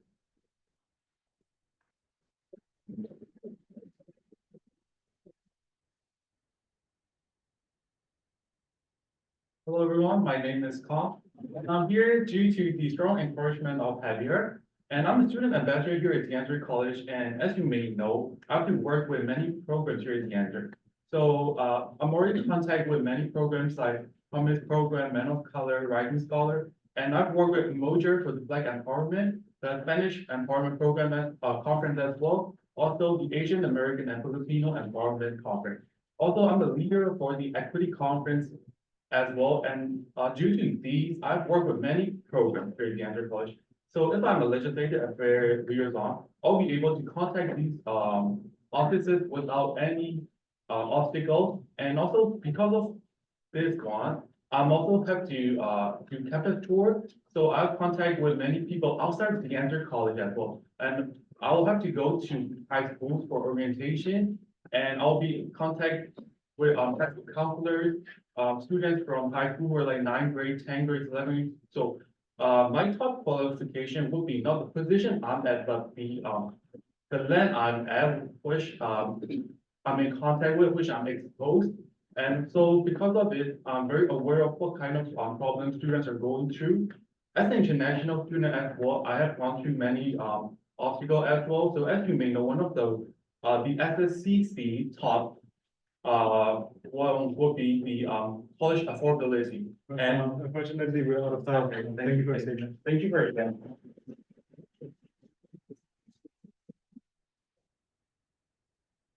Moving on to the candidates Q&A segment. This will be 10 minutes.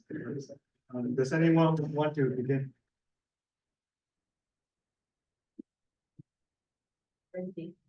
So as a legislative affairs liaison, you have to pretty much represent DeAnza at the through SSCCC, right? During these meetings, we usually kind of have a roundtable of what's happening at your college and what's one thing you can improve on. So my question to you is, how are you going to reach out to students to kind of talk about their issues that they're facing? Like, I think some of you have mentioned like housing insecurity or stuff like that. How are you going to reach out to them and then convey that to the executive? So as a student ambassador, I'm already in contact with many students on campus and off campus. I have to general counsel for some students regarding their classes. And one of the problems some students are facing, some potential students are facing here at DeAndre would be without student ID, they wouldn't be able to contact any counselors. So those are the first thing I would love to change as a legislative affairs liaison. And the second would be the lack of programs for out-of-state students and international students. So those the three problems that many students have been suffering here at DeAndre College and potential students who could be DeAndre students. I just wanted to confirm, were you asking what the problem we have at DeAndre or like how we could reach the student population? Let me just rephrase my question just to make it clarify. What are specific steps you're gonna take to connect with the public? Like what are you gonna do to connect with the public as the students and convey that message to the region project? But currently in the administration committee, our main form of communication through us through the survey, which as of right now has been a good way of communication. But it's completely different, well, at least in my position. When it comes to communicating with students, different every time. For example, if we want to communicate with a specific type of student, then we want to communicate with the people that are in need of financial aid. Well, we can't send out survey by contacting marketing and ask them to do a survey because it's going to go out to the people that we don't really have a need for. So what specifically, I guess in terms of communicating with students, is we need to narrow down our demographic, make sure that we're contacting the right people, contacting them in a way that will make them engaged. So just not survey, going to the teachers, classrooms, meeting them in person, or just hitting them where they think where they'd be most engaged in.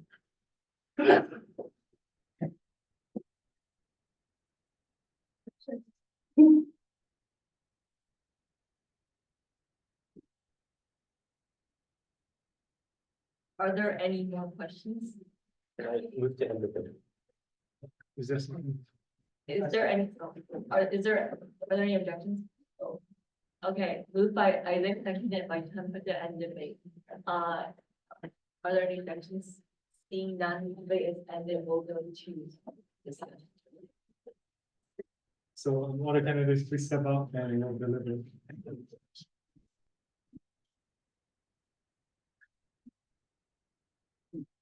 Do you have a timer? Yeah, I can. Does anyone have anything they want to discuss?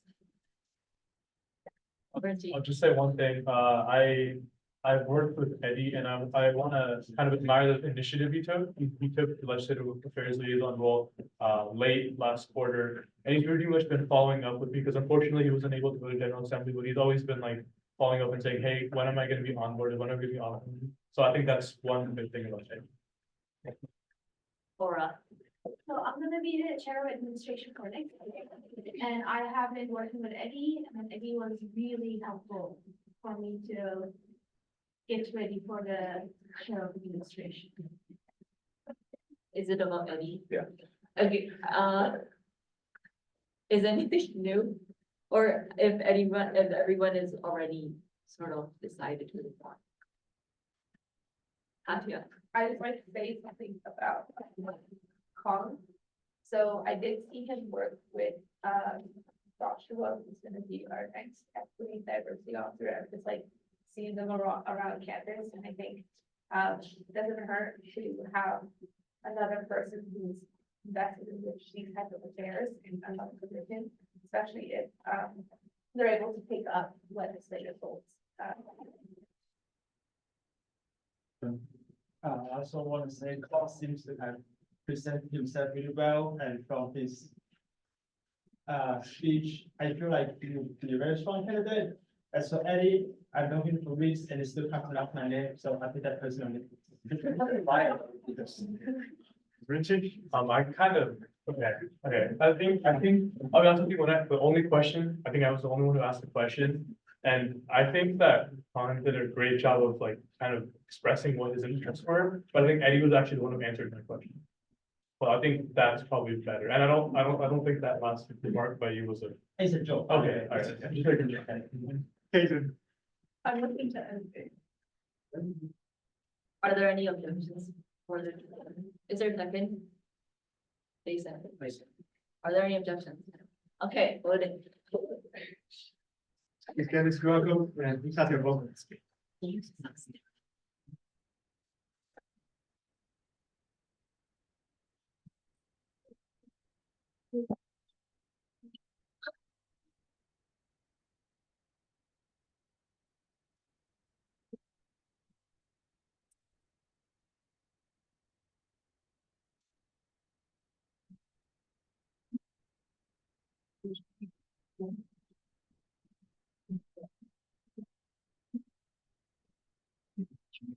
If you have finished voting, please raise your hands.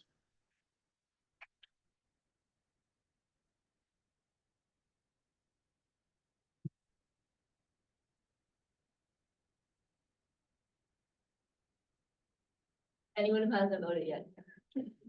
Okay.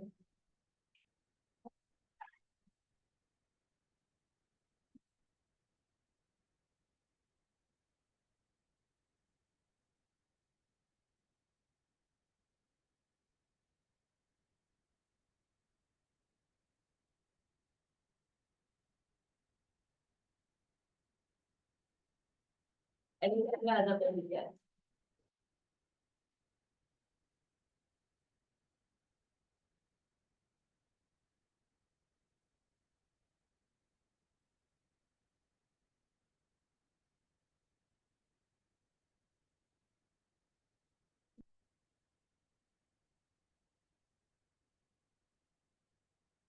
Okay, now, is there anyone who still needs more time? Okay. Can someone get the? Yeah, someone please go get the candidates. We'll start with the results.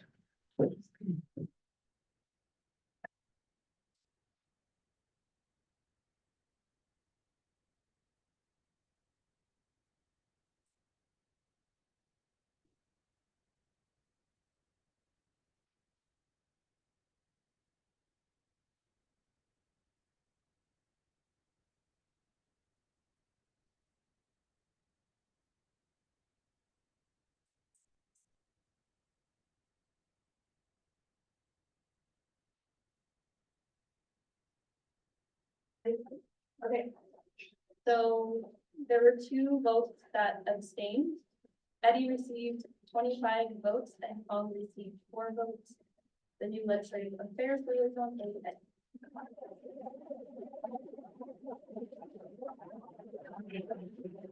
Congratulations, Eddie, for re-election.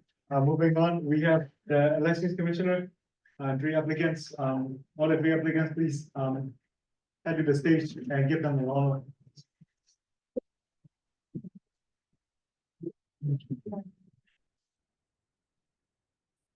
As usual, we'll go in alphabetical order, so we Arham, and then Thomas, and everybody. Ready in a moment. Hi everyone, my name is Arham Azari and today I place my candidacy for the post of election commissioner of the Kansas student government. A little bit about me, I am a first year student, 3rd quarter, associate in arts and sciences for transfer degree in computer science. I'm from India, the largest democracy in the world. In fact, we are in the process of conducting the largest democratic exercise in the world back home, the elections.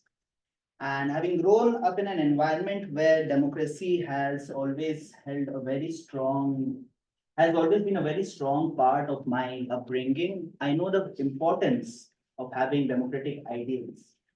I have been in the student government of my high school, and ever since I've always had the chance to understand the importance of every voice in the student body of any institution or any organization.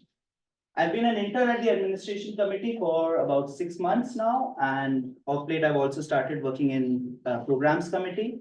And over the past 6 months, I've worked closely with both Eddie as well as Isaac. And I do hope that you give me the chance to, replace Eddie in a much more better capacity. And I have some brilliant ideas that I'd love to share with you guys if provided the chance, and I'll keep the rest for the Q&A session. Thank you.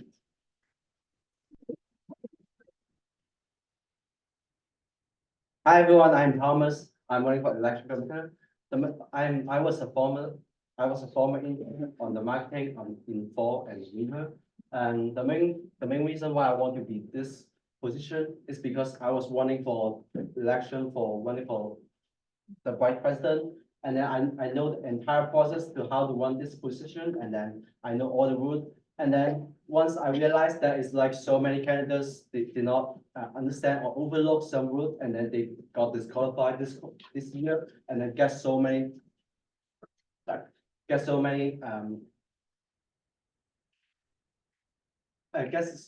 complaints on this year. So the main goal I want to change is like making the workshop more easier to understand, and then let all the candidates read the whole book of things, and then list all the common problem on it, and then make people to easy understand. And then as a marketing intern, so I know how to promote the election. So I learned from marketing a lot, so I know how to run the DASG, like all the running process. So this always. Thank you.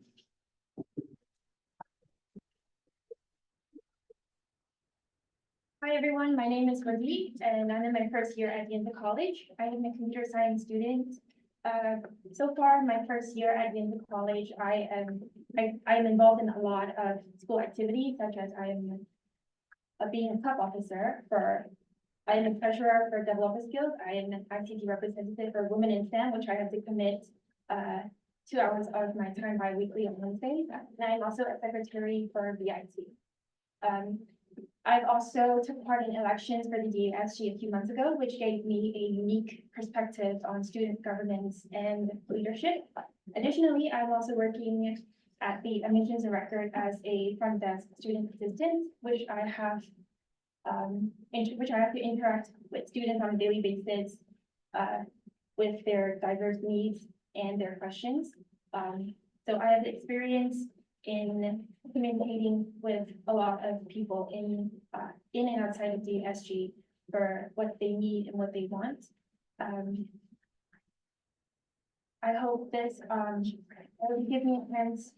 I hope you give me a chance to utilize my experiences and skills into this position. Thank you.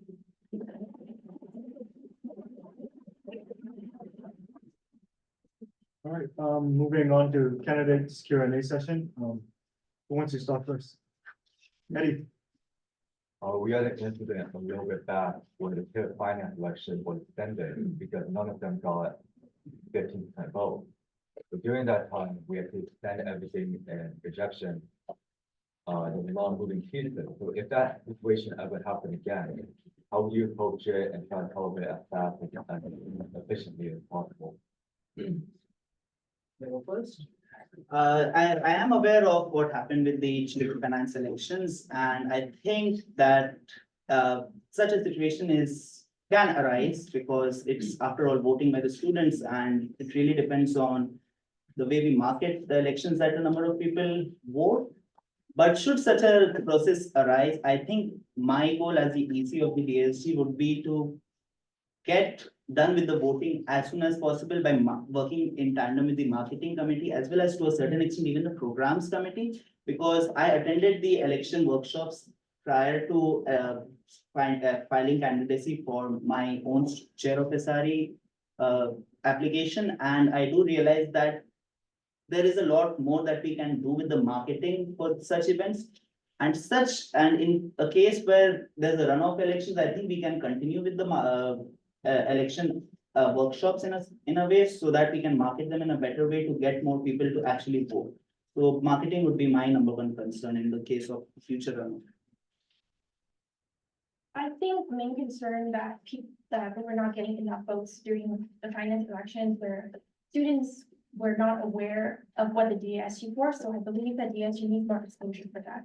So my take would be, I would take the initiative to implement workshops or informational sessions during the time of when elections come around. If students have any questions or any doubts about how the voting goes. And I also believe that this also happened because there was students need more simplicity on how the voting works, because a lot of people do not know what to do and how to vote.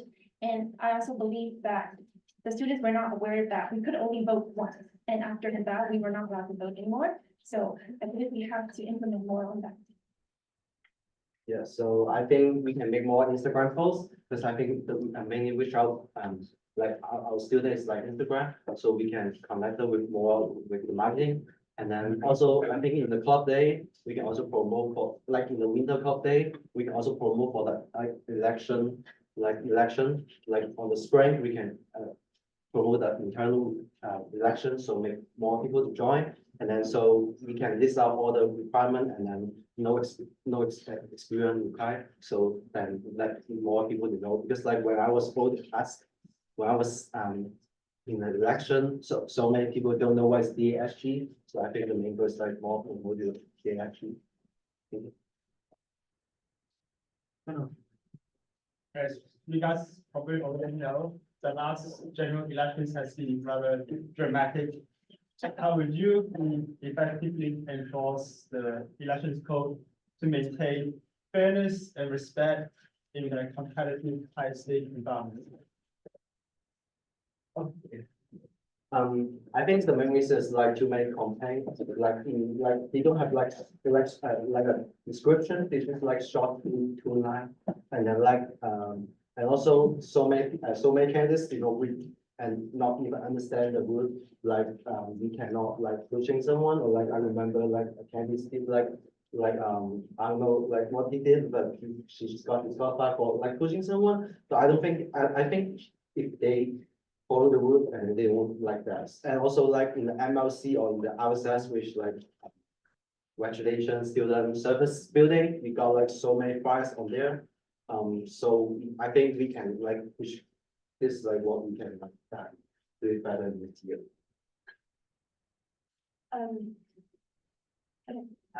I think that there were some problems that arise during the DSG elections was because some candidates were not aware of the important rules and guidelines for it. So what I would implement is, in order to be part of the elections, students have to go, potential candidates have to go through a short quiz or like a PowerPoint where they have to fully know the mandatory rules and regulations. And if they were to break any of them, they would have to be aware of the consequences. In order to avoid all of these problems, I believe that students need to know, be aware about the rules and regulations. And if there were any problems or complaints that arise, I would take the initiative of reaching out to the prospective students that have the problem and get down to the bottom of what the problem is. Well, I think elections are always dramatic and there's always, I'd say controversy in some cases. Bound to happen when, you know, more than 1,000 people are voting. We are having 1/10 of the Uganda student population voting, and we have about close to, I think, 30 candidates this time. So as someone who was fighting elections myself as the chair of Student Rights and Equity, I have to give it to Eddie and the administration committee in general, who laid out the rules very clearly for each of our candidates, and it has been clearly specified in the election code of conduct as well as to the limitations one candidate can adhere to or has to adhere to while asking for votes. So in general, I think there is a fine line of difference between asking for votes and forcing someone to vote. And in that case, I think it would be a better idea. And I suggested this to Eddie as well, that this time we can, sorry, I'm so sorry. Ted, the election commissioner Ted, I am so sorry to Ted as well that, I messed up, I'm sorry, to Ted as well that we should, you know, keep options for voting multiple times open as long as the entire list of candidates has not been voted for. Something that, you know, as a candidate, when I went asking for people, they said that I voted for that one candidate and I cannot open that form. So that is something that as the election commissioner or as the administration committee, we can work upon, so that people who have, say, the candidates have forced certain people to vote for just themselves in a pool of say 30, we allow them to re-vote again. To a certain extent, so that they can make their voices heard. Chris. Should I extend or make a motion to extend by 2 minutes just in case? My second. Moved by Chris, seconded by any objections?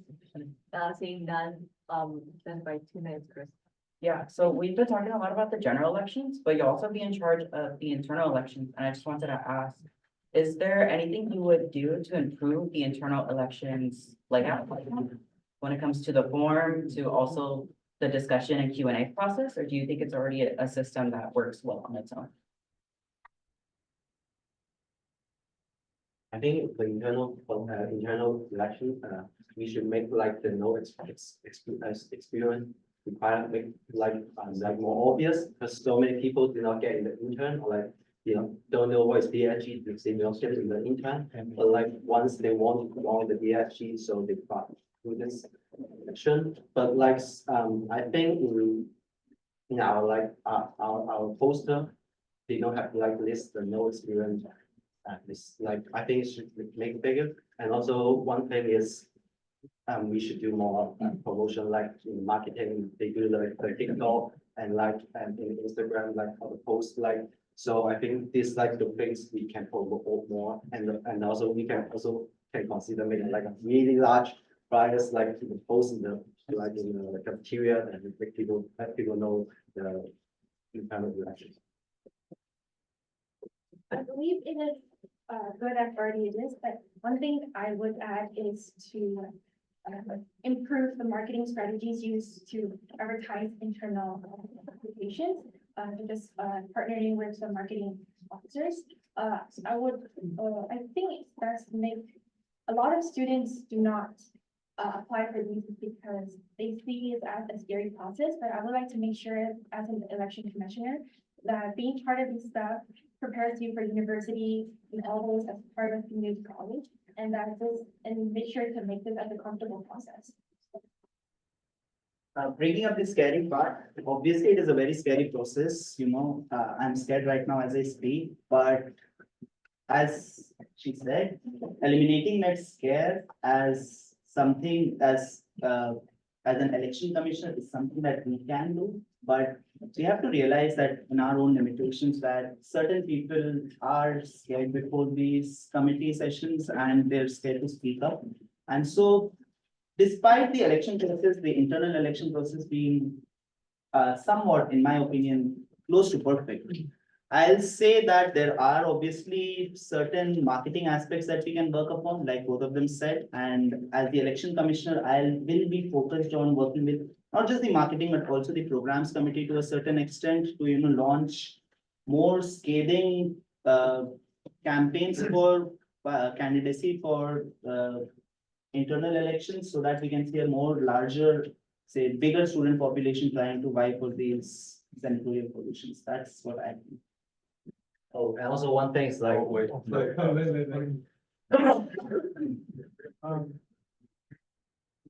Five audience members who are not candidates or anything to help get again.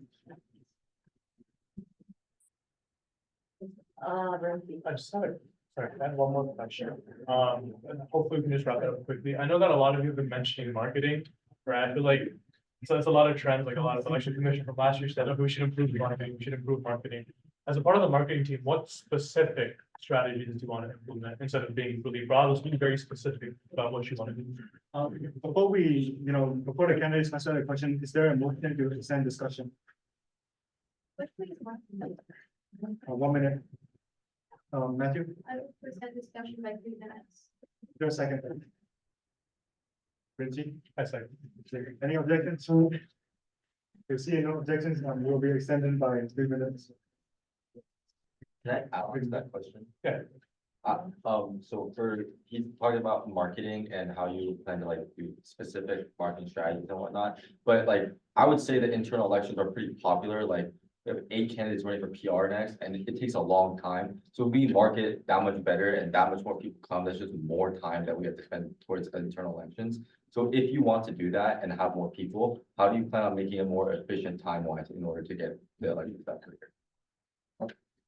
I think one of the more interesting ways that we can get more people involved is this is straight out of the book from Indian elections that are happening today. We have seen in India or in many of the other democracies in the world, people or candidates, bringing out, let's say, marches or to a certain extent, a large gathering of people.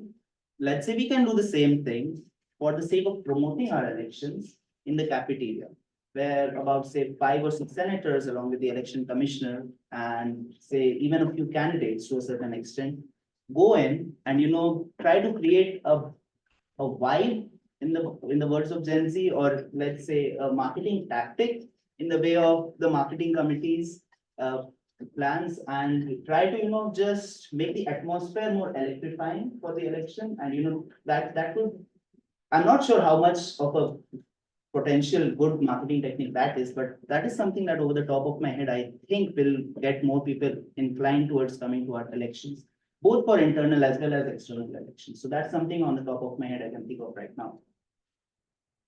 I'm sorry, I wanted to make sure your question is to make have more time efficient.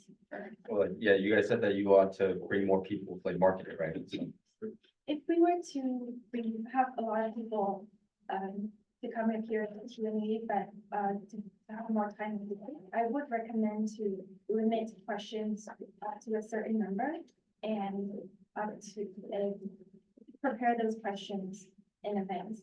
And also for the marketing strategies, I would recommend doing videos.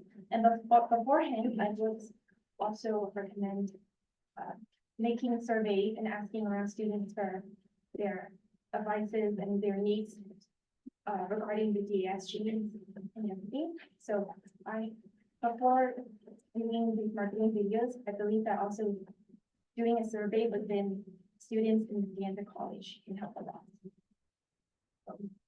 For me, what I can do, what I think like in marketing is like for the Instagram post or like for the reels, like to explain like which department like admin or like marketing what they do, so they can know all the department what they do on the DSG.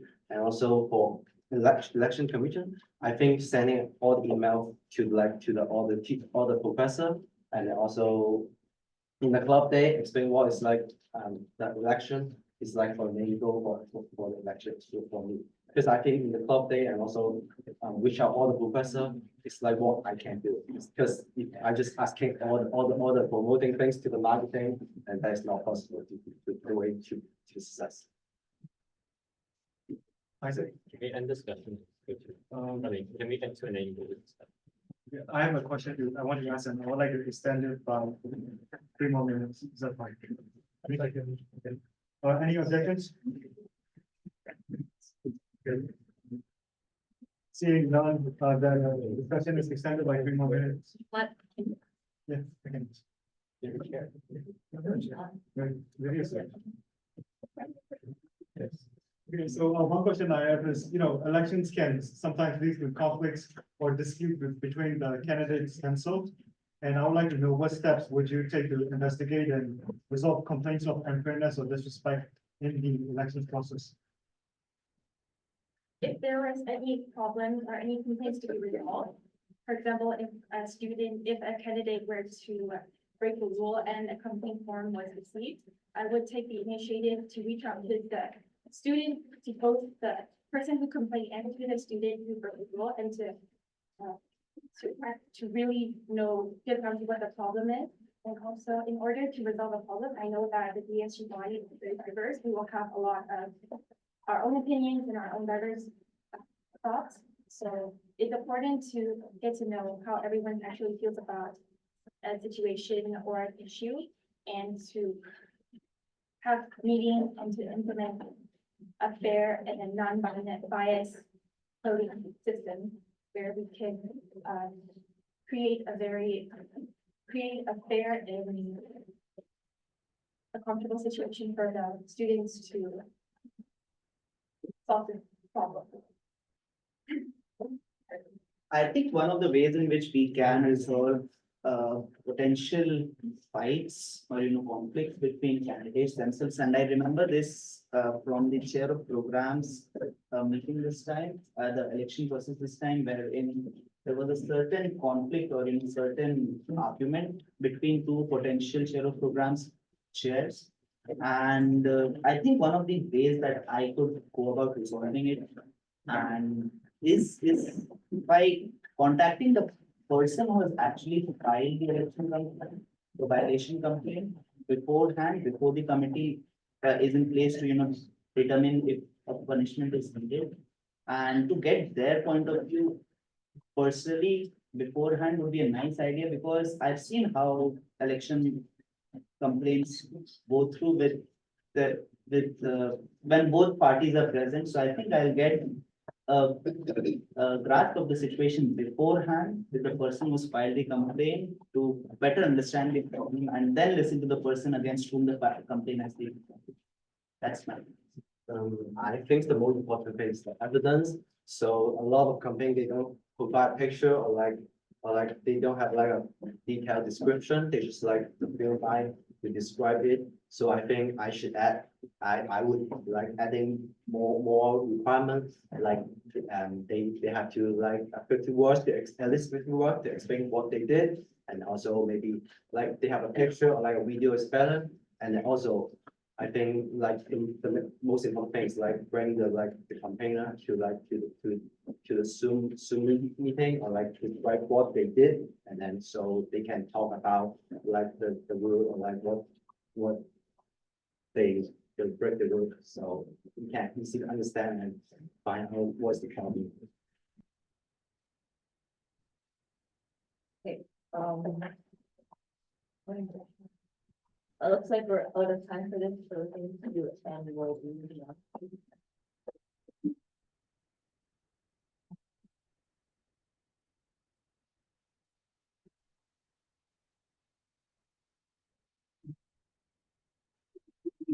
On this darn. Hi there. Going into like internal election, I wasn't so sure who am I gonna pick, or, I was like, I just wasn't sure, like, who the candidates are.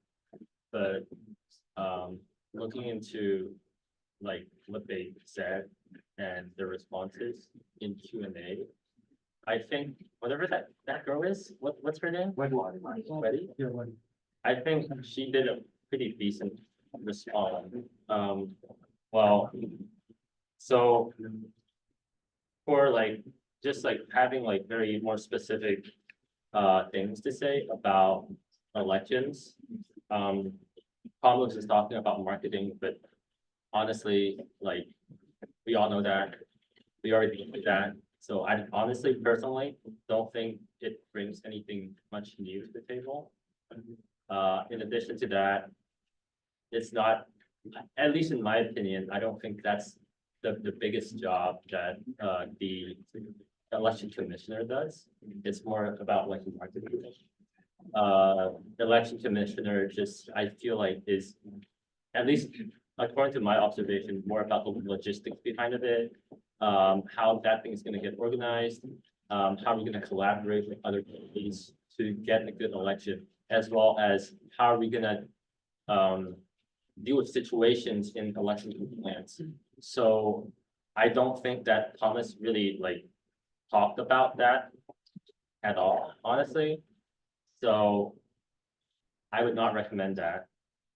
As for Arham, he did mention something interesting, but overall, it's just, I don't know. I don't see anything much new in it.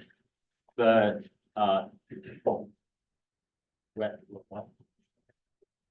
Wadi, I don't know. I think she did bring up some new ideas, and I like the fact that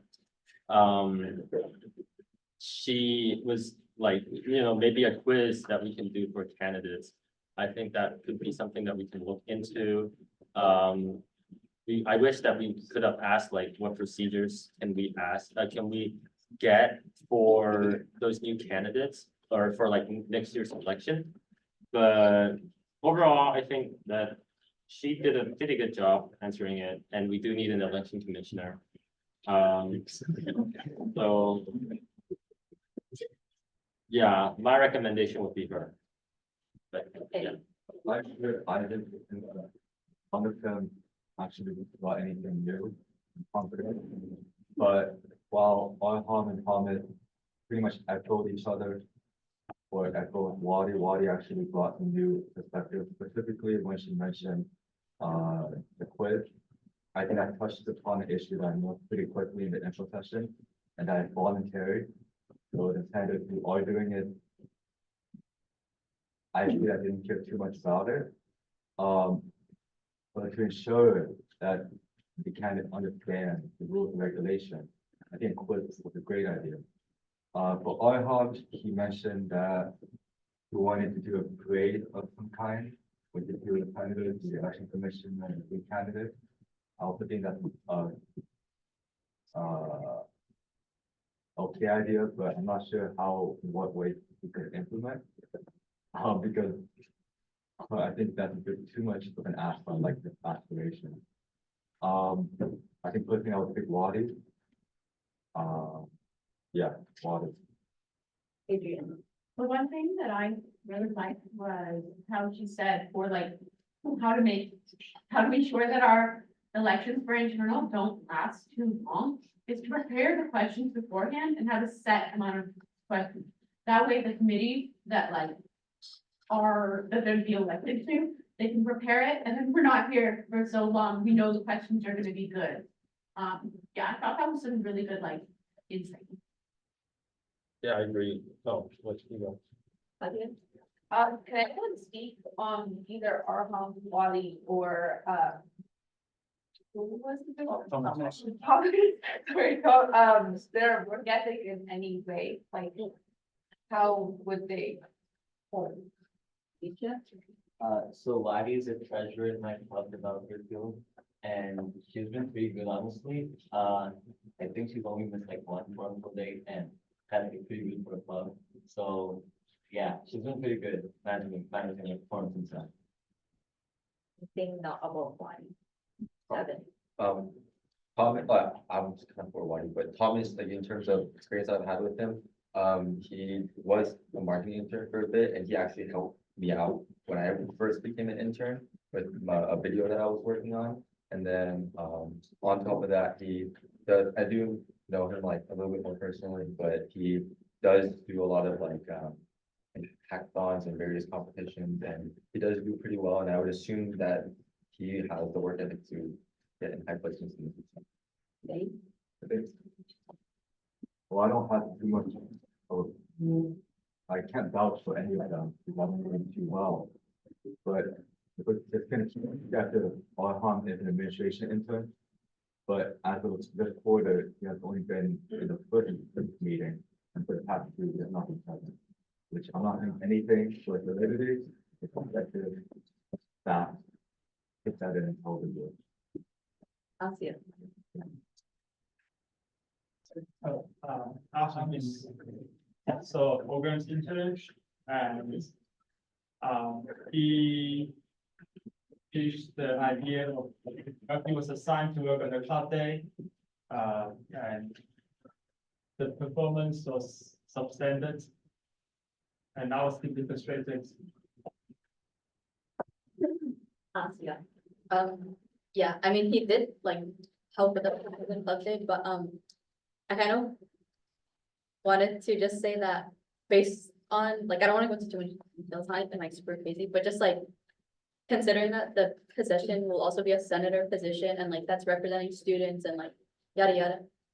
I would advise going not with Arkham, just because like some experiences of like things he said to me or like other people, not that it's like bad or anything, but I just don't think that it's reflective of like the qualities that you would want a student leader to have.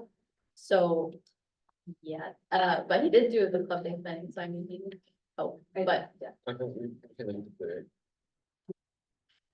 Can I get a second? Actually, I just wanted to ask if Ted could speak, because he's the elections commissioner, he hasn't spoken yet, and I feel like it's maybe the most. Okay, so far, I'm also kind of split between Wadi and Thomas. But speaking of for I think one of the key traits of the elections commissioner is integrity. And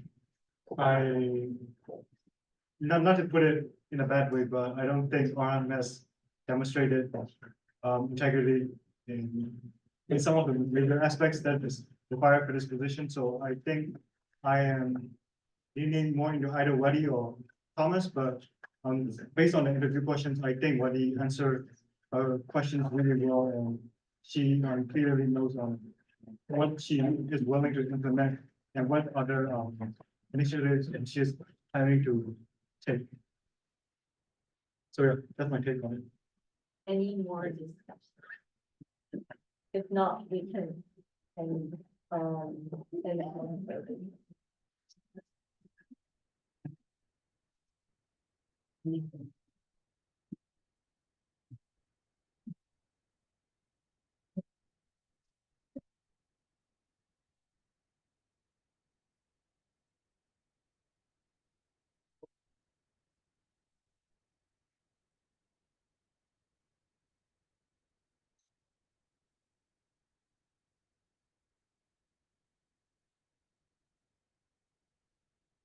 please raise your hand high after you're finished voting.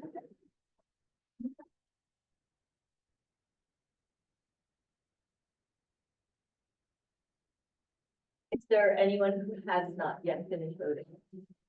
Okay.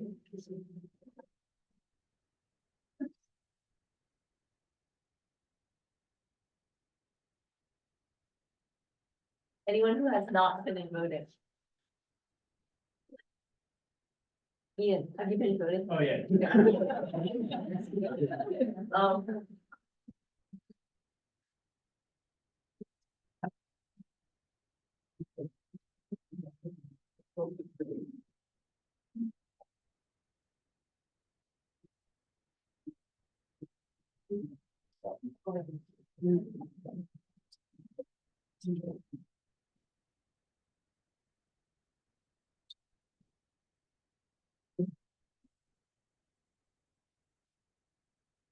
So 5 votes, were requested abstained. Thomas received 1 vote, Arham received 1 vote, and Marty received 1 vote. So the new election commissioners.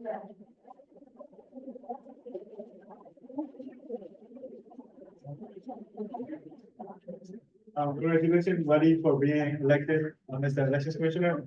And now we are in time for intermission. So if the food is ready, we can get started right away.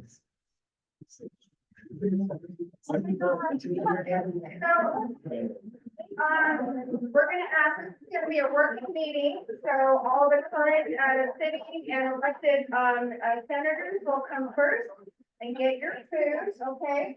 We have hot and cold sandwiches, don't take too long trying to figure out what you want. I'm gonna ask all the vegetarians to come up first, okay? We also have mac and cheese and different types of salad and cookies and brownies. So vegetarians first.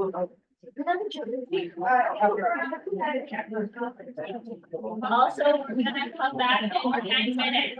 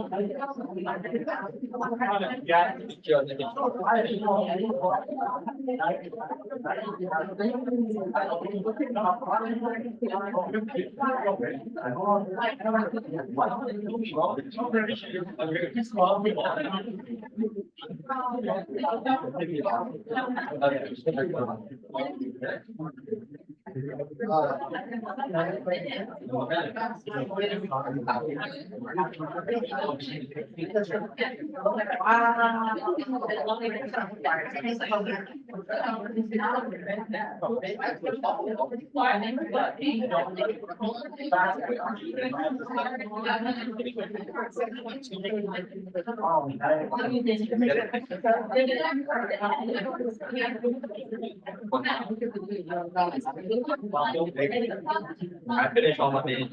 We don't want. I'm all with my.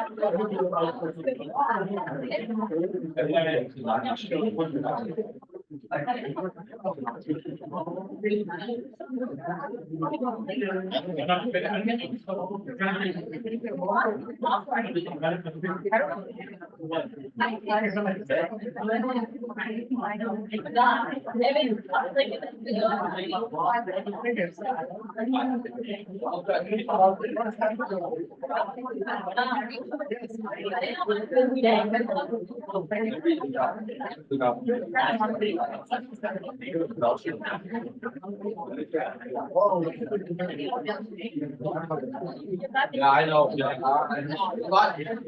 It's over. It's over. Yo, hey, the vote. The vote for me. If I see your name not on my name. We're going to Boston Club.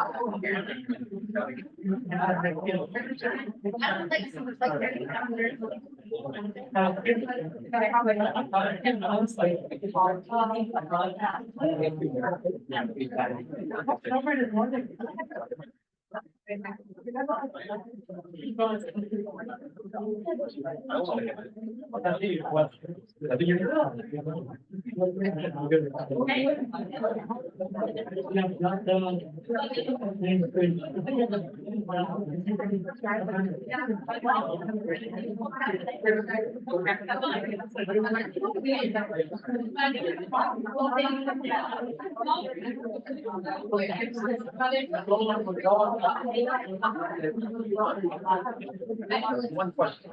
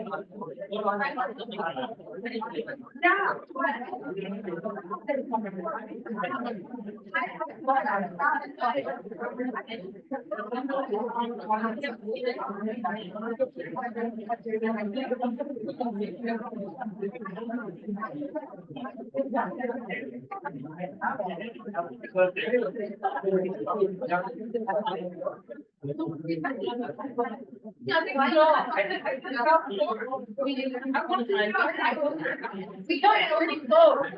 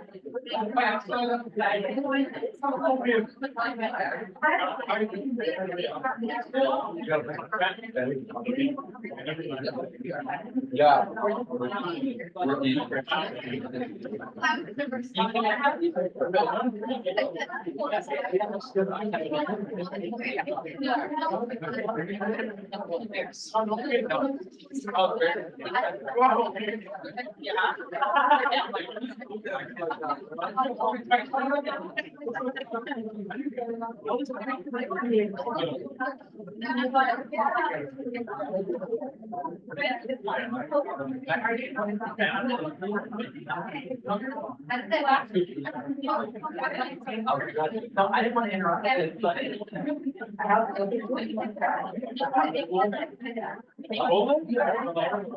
You're laughing. I did not know.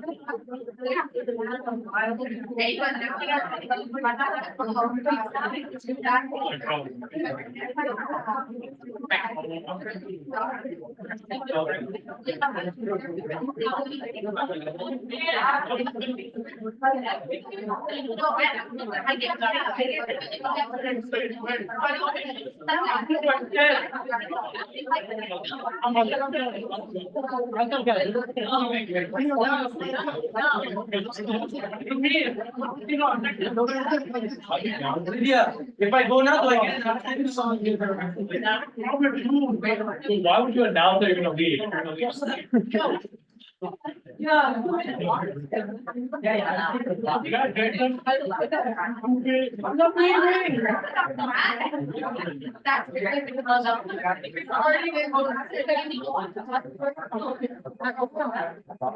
Okay, we're going to be continuing with our elections, so if you're a senator, please get back from your seat. And the next position is the public relations officer.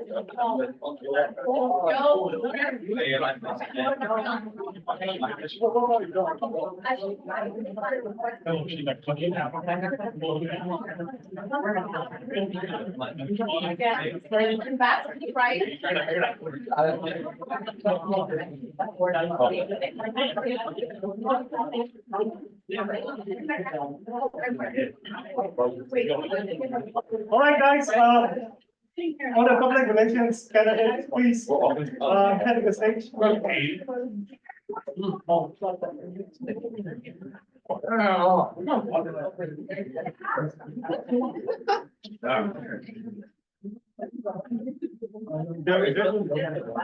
Yeah, you will be alphabetical and we'll announce our names. Okay, let's see.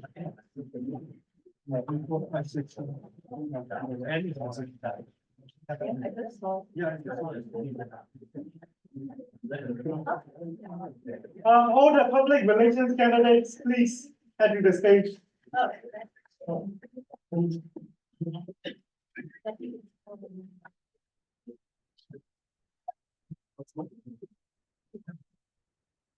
So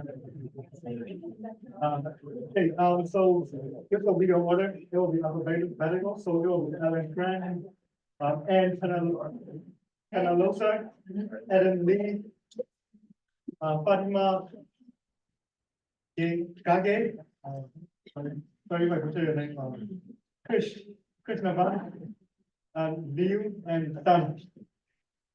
So this will be the order. And, standard procedure, we'll start with candidate introductions and then Q&A and a discussion. And, yes, I do. This way, thank you.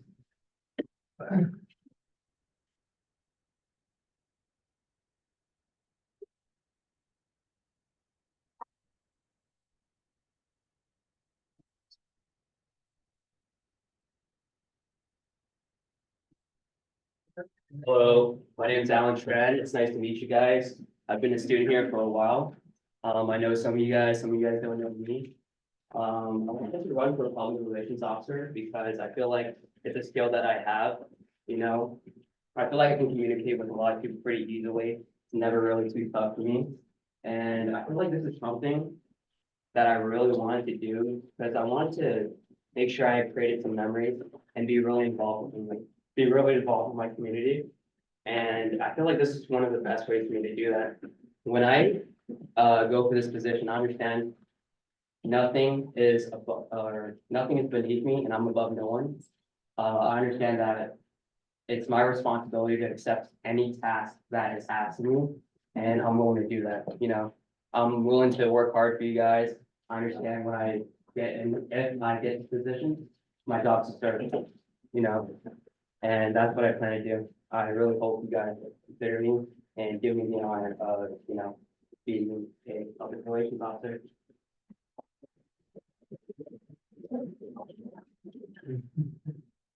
All right, I'm just gonna say jokes time. I'm Anne, please vote for me.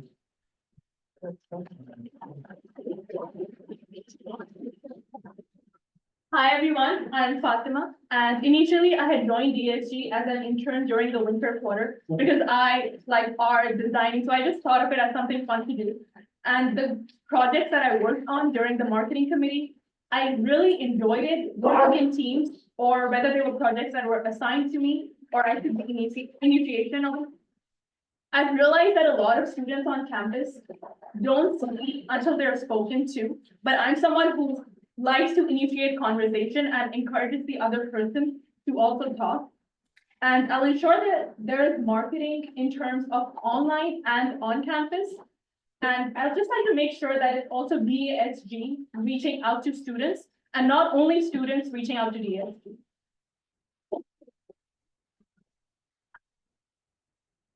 Hi, I'm Eden. I'm a first-year computer science major, and I'm passionate about bridging the gap between our students, our clubs, our community, and the administration. So I have some past experiences like being the president and area director of Interact, which is the youth club for Rotary. This is where I fundraise and manage a lot of projects, and we were able to raise $30,000. Another past experience I had was being the AAC publicist at my school. And currently I am the ATM president and I'm also a marketing intern.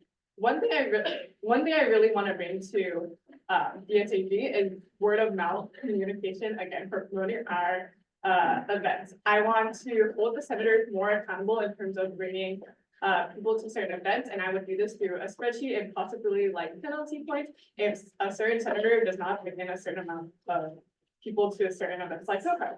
I also want to bring in outside organizations like Red Bull to sponsor or bring in their free energy drinks for students and encourage more student. Thank you.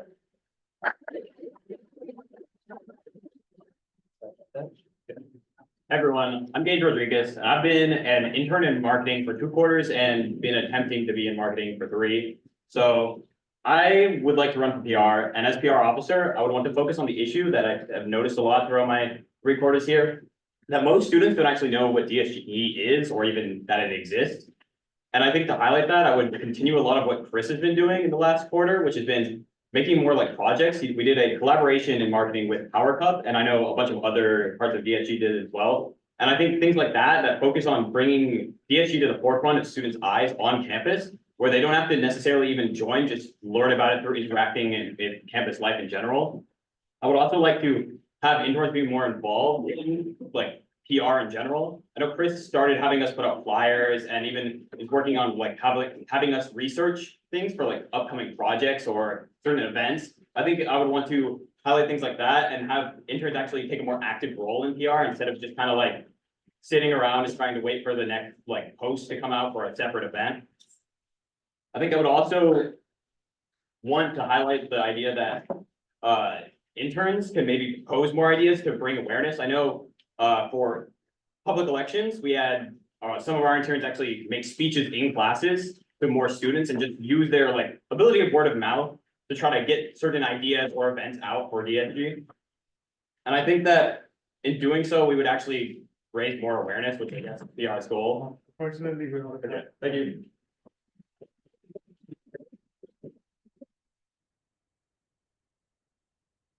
Hi, I'm Krishna, and I've been a marketing intern for about 5 months now.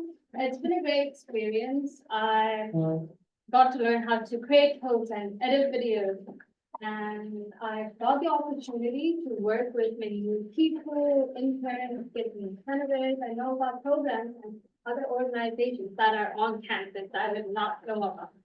So networking is one of the reasons why I'm applying for this position. And if I become a PR officer, what I want to do is strengthen DASG's relationship with the other programs and organizations on campus, such as Lavos, Resource Hub, VIDA, UPS, Guardian, Scholars Forum, Office of Communications, and the list goes on. I know that a lot of students at Vienna do not know that these programs exist. So because PR works along the programs, I want to strengthen the relationship and also get the information about these programs out to the students and let them know that these resources exist and that they have these opportunities for them. So as a PR officers, these are my goals, and thank you.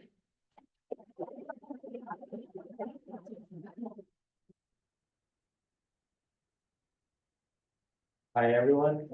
I'm Kumpong and called KT. So I'm first year at the DASG and I major in economics. Back in high school, I was the assistant for a marketing coordinator. And I hope my aspirations aligns perfectly with DSG initiatives. And I'm passionate about communicating with our student body and optimizing our DSG initiatives. And I also like reach out to nonprofit organizations to schedule voluntary workshops in last quarter, and where I gain the communication skills and unique technology, unique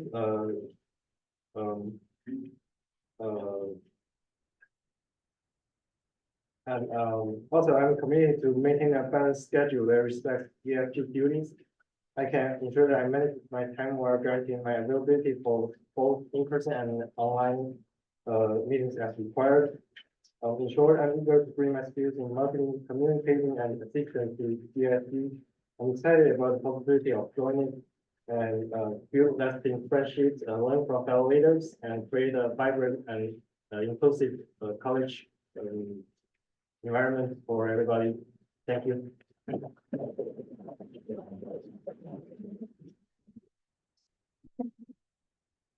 Hi guys, my name is not Tanny Van, that's my sister's name. I don't know what's going on there. My name is actually Paul, and I just want to get started with some real life experiences that I have that can relate to PR.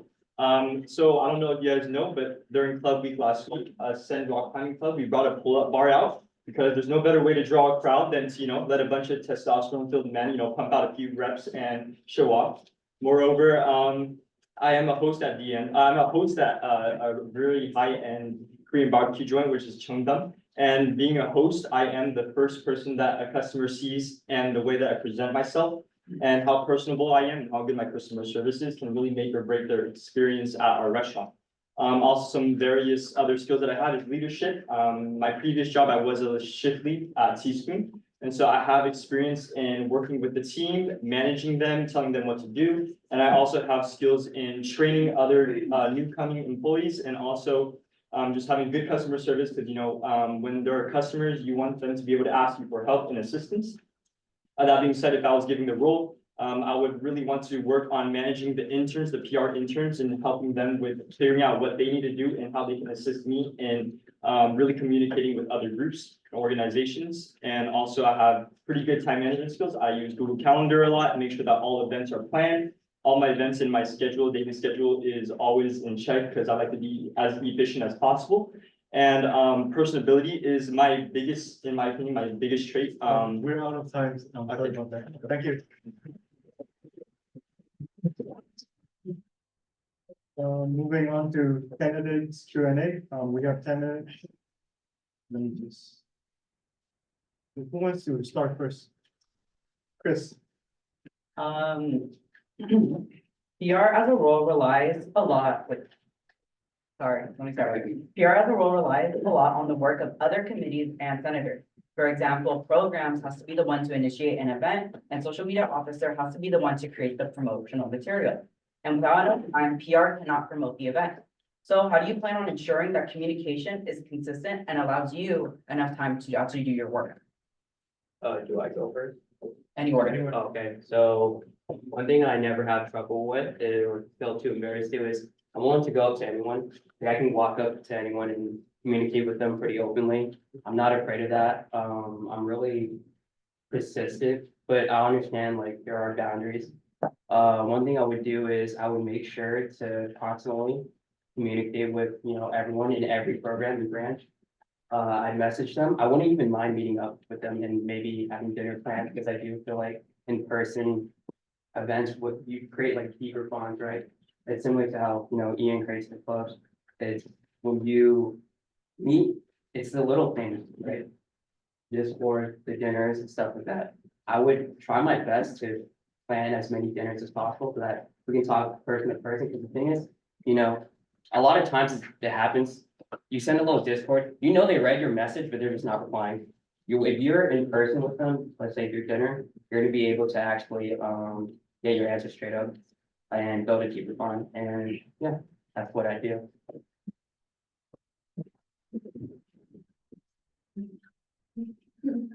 Of course, before they are given the program, there is a rough deadline that they are supposed to meet and they are aware of it.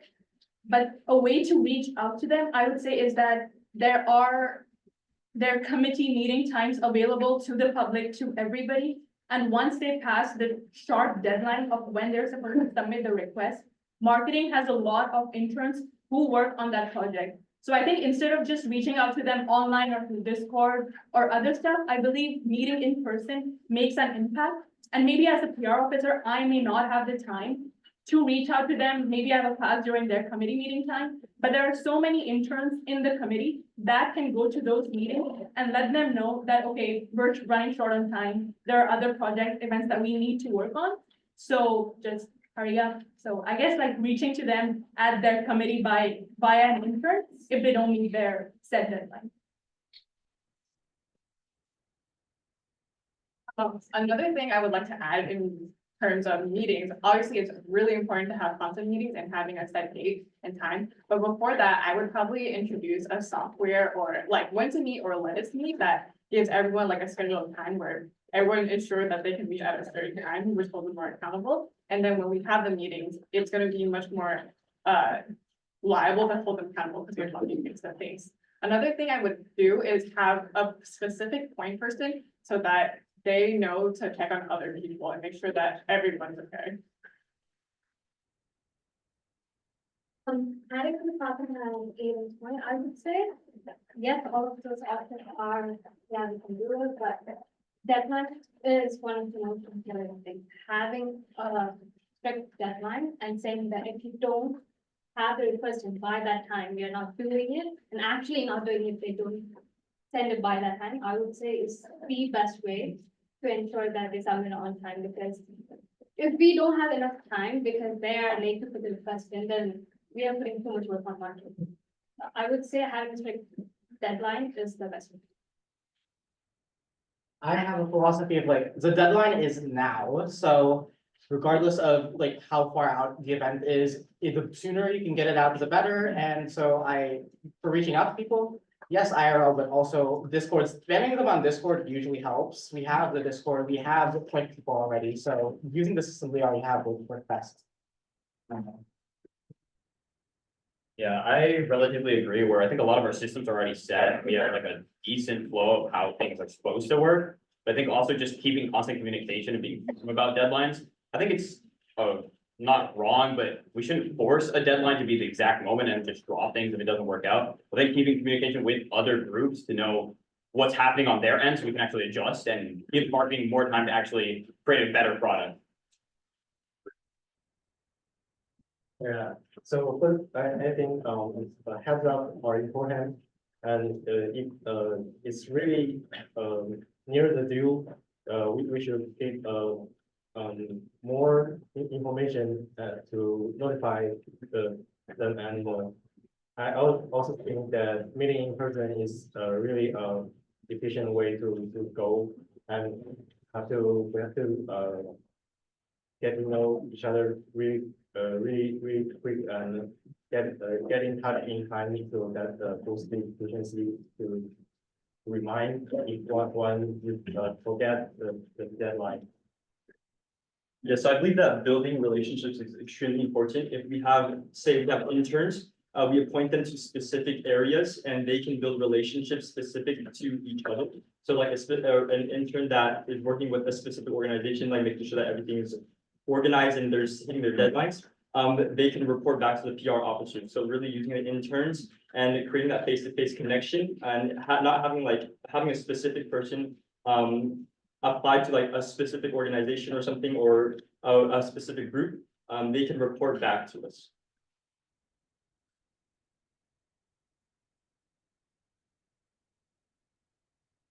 Any other questions? Chris again. So PR is in charge of promotional items and promotional material or DSG merch. Do you have any current ideas on DSG merch or DSG promotional items for next year? Oh, it's easy. I mean, oh, wait, it's not easy, my bad. I meant as easy as I had it in my head, because I understand this job is very tough. What I would do is I would actually go to students in their face, not like in their face, but I would go up and say, hey, what are you interested in? What do you need? What's trendy right now? Because the thing is, you want to make sure when you create a product, you want it to actually sell, we're trying to sell merch. You don't want to do oh, this used to be popular 5 years ago, let's do it, and then just sell, it's not good anymore. Because, we live in the age where because of social media, things come and go so quick. Like products, they could be popular one day and then they're not popular the next day. Remember, it's been that was a big thing for like 1 or 2 years. And next thing you know, I started getting made fun of for having it. One thing I would do is I would go up to each person, try to be as friendly as possible, students specifically, even friends, clubs. I would ask them, hey, what are you interested in? What is like your niche? And what would you want? And the first thing I would do is write the list down, go back to, let's say, with programs, marketing, finance, everyone, and I would ask them, hey, these are the lists that I got. What do you want? What sounds interesting? What can we do? And from there, we work all together. I communicate with everyone and try my best to see what products we can, patch out. Since the products are to be catered towards our DANZA students, I would like to create a form and send it out to the clubs, organizations, and professors that they can encourage their students to fill out. But on the top of my head, the top products that I can think of, I think are webcam covers. Everybody uses technology, gadgets, laptops. I don't think there would be any student who says, oh, I don't like this product. Maybe they don't want it, but I don't think it would be discouraged. A second thing I would like to say, everybody is a coffee, tea, or some other form of fan. So I think to-go mugs are a good product as well. And they like keep your coffee warm or cold, whatever you want to do with that. And I think that those are the two top promotional items that I can think of right now, as they are very student-like friendly. Before we continue, is there any motion to extend discussion to Richard? I'm going to extend by 10 minutes. Is there any second? Joel. Sorry. Okay, moved by Richie, seconded by Joel. Are there any objections? Seeing none, it will be extended by 10 minutes. Yeah, we can continue. Okay. So in terms of promotional items, there's one thing, and I know it's common, but the one most favorite of mine, and a lot of my friends, I talk to them about it, and like stickers is one of the most famous. I know it's very simple, but maybe waterproof, because a lot of people put stickers in their water bottle and it gets wet and it gets torn off. So maybe like waterproof stickers would be one of my ideas. And to get more ideas, I would say along the lines of what Fatima said, a Google survey form, send it out, like how we did for like other events and things.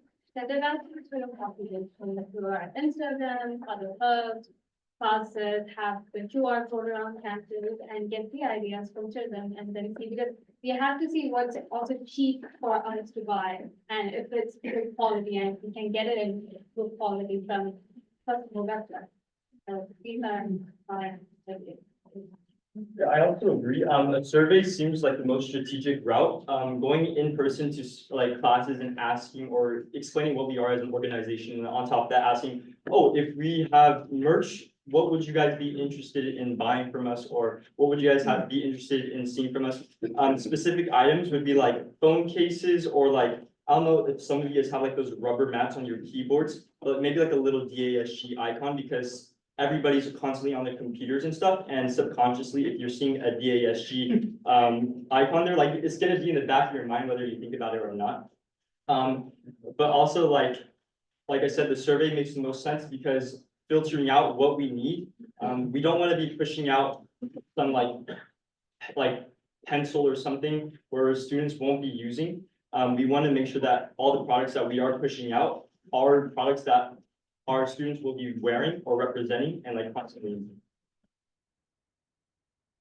Yeah, I would agree with them about the idea of the connecting activity, because we can like collect ideas and brainstorm from everybody. And but before that, I want to agree with them that we can also first follow the trend. We can keep attention about the trend, and then we can like list some items that we really think they would need for. And the other thing is that we can try to like make the appearance like in major events like birthday, there's popular events, and you make the appearance just to see how our fellow students like it. Yeah. Honestly, I agree with everybody pretty much. There's all, like, somebody already said the webcam, I was gonna say, everybody already said that. Somebody also already said what was it? Forgetting, there was a sticker, yes, but DSG needs, in my opinion, a mascot that isn't blurry, so we can actually like give more plushies that, because I've seen DSG people run into copyright issues when trying to get Rory mascot and get Rory stuff. So maybe a different mascot, hopefully, maybe something cursed actually, so more students will buy it. So like a cursed mascot. I think in terms of just like clothing, general wear stuff's probably better, like sweatpants, jackets, hoodies, things that are more comfy, that can be worn like almost throughout the year, and are more like encouraging to just the masses. As well as I think stickers are just good use because they're cheap, and I know we have a limited budget, so then we can like have people just use them wherever they want them. And I think services are also good because people see them using them around campus on desks and stuff. It just helps bring more eyes to like DSG, I guess. So I want to bring it back really quickly to my Red Bull sponsorship idea. I think it would be really beneficial to have like a Red Bull booth, and I know that it's not specifically branded by DSG, but I think it's a really good item because people would see the potentially free Red Bulls that make it. And then another idea I would have, which we usually do, but I would say a DASG tote bag with the hand holding logo. I have a design in mind, pretty much the same thing, but I think it'd be really beneficial because everyone always needs to hold books. We ask people to quiet their voices so we can hear the speakers. Thank you. Thank you. Chris. Hold on, okay. Okay. Why do you think PR is not only important to marketing, but important to DHG as an organization altogether? I would say it's because if you give me an honor, of course, of being a public relations officer, it's because communication is by far the most important thing in society, in teamwork, in any government. It'd be my responsibility. I tried my hardest to communicate with each and every single branch in the government, and I would put in as much effort as possible to create events. I have experience with hosting a lot of events. I wouldn't mind, doing it. I wouldn't mind, coordinating rides and everything and making sure everyone has a good job or everyone does a good job of communicating with each other, because it's my duty not only to make sure, but to make sure, to say what you said, bring out what needs to be brought out, and to communicate what you guys want me to communicate, I understand that the moment you guys have a plan, it's my job to make sure everyone knows it, and I would do my best to communicate with each and every single one of you guys to do so. Whether, like I said, with team dinner, with emails, Discord, everything. I do everything I can. And of course, I understand, like, I have an open mindset. I know everyone's gonna say that, but I wouldn't mind, like, let's say if I don't have a social media platform, or something, I understand it's my duty to stay on top of trends and to make sure, I use everything to my disposal to make sure it's brought out, and yeah. Sorry, Peter. So as a PR officer, yes, it is our duty to promote the events and everything that's happening within the other committees, but the primary role is to promote DASG itself. And I think something that we do have are 5 diversity seats, and they can only be filled by the students once the Senate is full, and it will be after the internal elections for the next academic year are over. And since they are diversity seats, I know there are counselors on campus who are catered towards certain communities. There are counselors for the Latino students, that is the LEAD program. There are counselors for men in color. There are counselors for the African American students or students of the African ancestry. So I would work with SRE, create a flyer of the responsibilities and duties of a diversity officer, because I don't think that it is available very easily right now. And then I would promote it to the counselors and have them encourage their students to be a part of DASG, because yes, I could reach out to them directly, but I believe as students of a community, they would trust their counselors more. So I think reaching out to counselors and promoting DASG in those terms, and then talking about events that are already happening and those that I have to promote. When it comes to online marketing, DASG does a great job. Even for on-campus marketing, there are flyers everywhere, A-size frames everywhere where there's a lot of foot traffic for students. But I would like to initiate more student interactions. There are so many clubs, organizations, the guided pathway, so many villages, and they are always hosting some or the other events on campus. And at least twice a week, there is something or the other happening. So I would like to take the responsibility of going to those events. As a PR officer, it is my role to reach out to those organizations and just, give them a little heads up before their events, of course, ask for permission if I can do that. And then just go there, have their students talk to them, promote the event itself, and encourage them to show up for it. Remind me what the question was again? Can you repeat it? Yeah, so why do you believe that PR is not only important for marketing, as in like just promoting events, but why do you think PR is important for DASG as an organization? Might have answered first, or do you want first? Because PR is like the linchpin, like it's the point of communication that everybody outside of DSG goes to for DSG stuff. I mean, aside from committees, but yeah, it's because PR are the people responsible for talking to everybody else, getting programs, getting getting to programs to get their feedback and to get their events out. Yeah. So I think PR is really important for marketing and DSG as a whole, because with Chris and another intern, we went to the Pride Center and we asked the people over there, hey, can you help us promote the election? We went there in person, asked that program and the manager, hey, can you help us promote the elections? And I know that Chris did that for many other organizations and programs. He emailed them, he started meetings, he had them, can you promote elections? So I think PR is extremely important because we are helping to promote DASG as a whole through in-person connections, through in-person communications, through programs, because yes, a lot of people still don't know about DASG a lot, but they know other programs. So we are reaching out to other programs in person, answering emails and other techniques, and getting the information out there to the different organizations. And I think that's why PR is really important in terms of marketing and marketing DASG as a whole. I know that DASG is a whole and diversified. That being said, working with, well, this is just a specific example, but maybe working with SRE, and trying to be in a help, assisting hand for that. It's not that I'm trying to take over the role of diversifying, but really being an assisting factor in that, whether that be in-person campaigns, like going into specific classrooms and like talking to the students, telling them what we do as an organization, and just really explaining what we do. Also like flyers and aprons and just putting them in specific areas where there's lots of high traffic, like campus maps and things like that. I know that flyers are not the most effective use of marketing, because I know personally, I've walked by many flyers and like have not even noticed them or noticed what they're about. So really being personable and in-face marketing is extremely important, because I know as PR, you are a part of the face of DASG.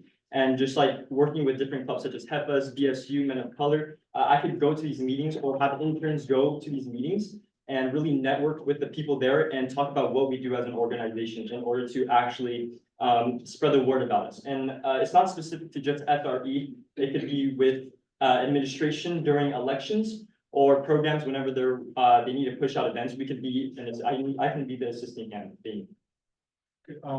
Is there any motions to extend the discussion, Caitlin? I need to send my comments. Is there a second, Richie? Second. Any objections? Seeing no objections, the discussion is extended by 5 minutes. Yeah, so as PR officers, I think PR officers are ears and mouth for DASG, and they speak for they hear there should be sensitive to the reflections from student body and also convey our message from DASG, and it's also kind of a bridge, and you expect the bridge to be solid. So there comes the responsibility for being sensitive to the reflections with and making smooth arrangements for DASG. Yeah, that's it. PR is obviously not like social media, so I would say that it's a lot of the behind the scenes.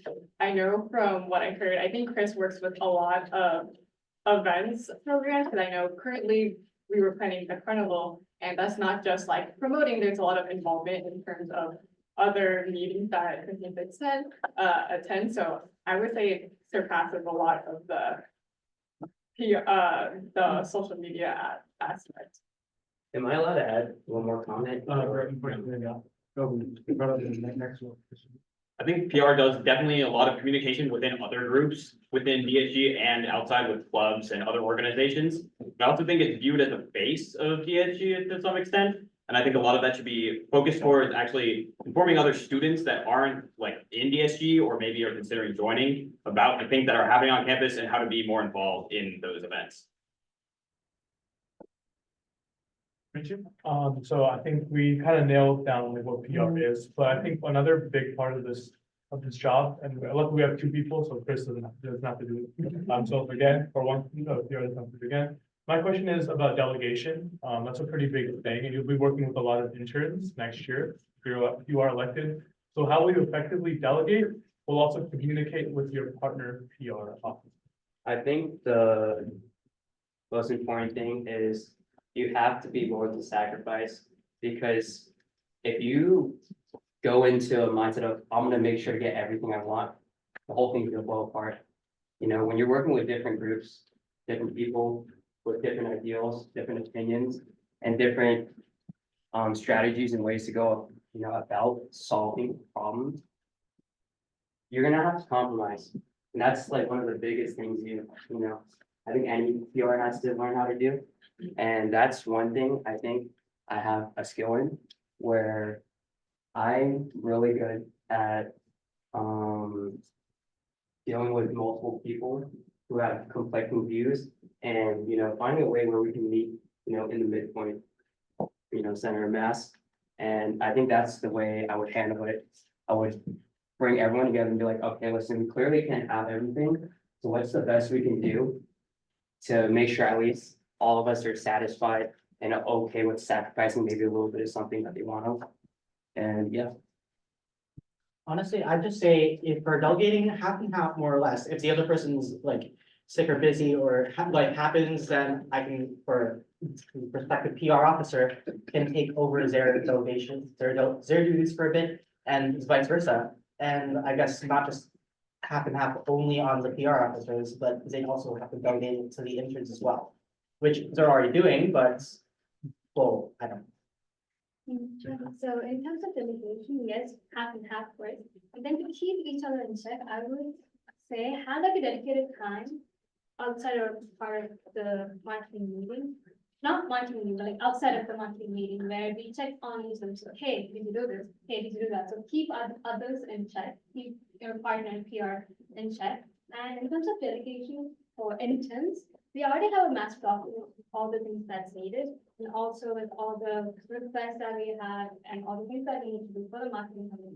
So I would say have like a column where interns or the regular in that. And then have like a whole list. And then interns who are not having much under responsibilities, give them more responsibility so that they get to know what marketing is and what things to do and delegate it so that every person equally has a chance to work with the marketing committee and then have like equal delegation. Okay, before we continue, is there any motions to extend discussion? Chris, I'd like to extend by 10 minutes. is there a second? Matthew, moved by Chris, and seconded by Matthew. Are there any objections? Seeing no objections, the discussion is extended by 10 minutes. So the marketing committee has its own two parts, the social media aspect and the PR aspect. And I would like to keep the difference between the two.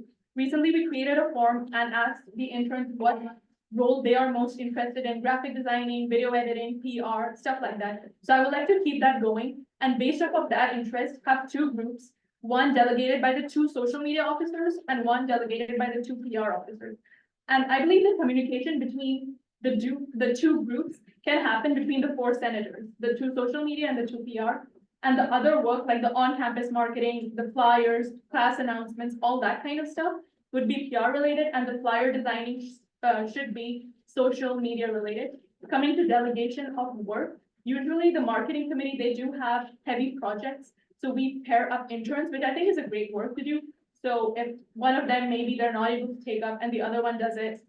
But if there are still problems in meeting deadlines, I think reach out to them and ask them whether it was a lack of understanding, a lack of communication, maybe their workload was too tight. And next time, whatever work they're assigned with, go based off of that. But of course, if it is something that happens continuously, there are a lot of interns, and just maybe let them go or give them a light workload or be a little easy on them. I think I would also piggyback off the splitting the in half between the two PR officers. I would split it between the committees and hopefully that it could be more balanced like that. And after splitting it between the two PR officers, I would have certain interns be on a rotating basis between each of the two PR officers so that they can learn from each side or each different committee. I think that having marketing interns actually decide what they want to do and what interests them is very helpful and will help make things more efficient because then they know what kind of work they're getting into. But I think in splitting the groups, it doesn't have to necessarily be like a hard line, but I think allowing them to choose what they prefer between social media and PR would help actually make things more efficient, as well as having maybe interns being able to talk to other interns in separate groups. So like I know in a lot of the events that we do, so unclear about deadlines, maybe having interns be able to actually communicate with each other instead of just being like up in the air about deadlines. Yeah.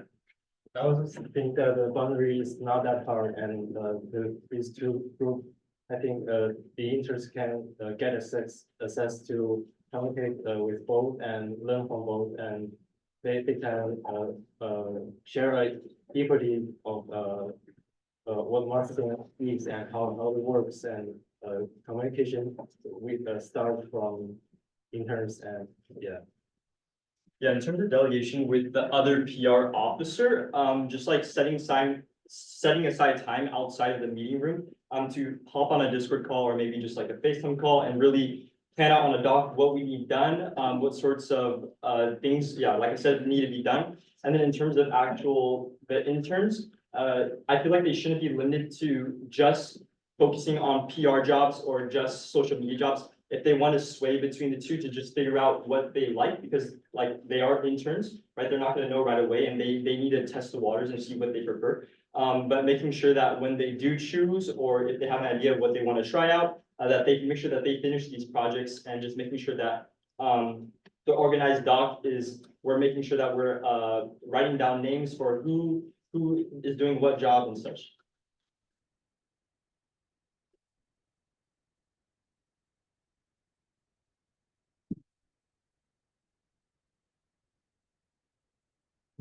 Does anyone else have any other questions?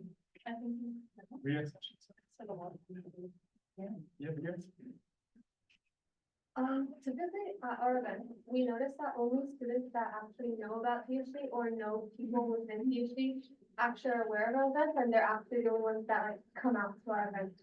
I know a lot of you guys talked about emailing, but sometimes this isn't always effective. So what other ways will you ensure that students outside of our DSG bubble are actually aware of our events and participate? Love those.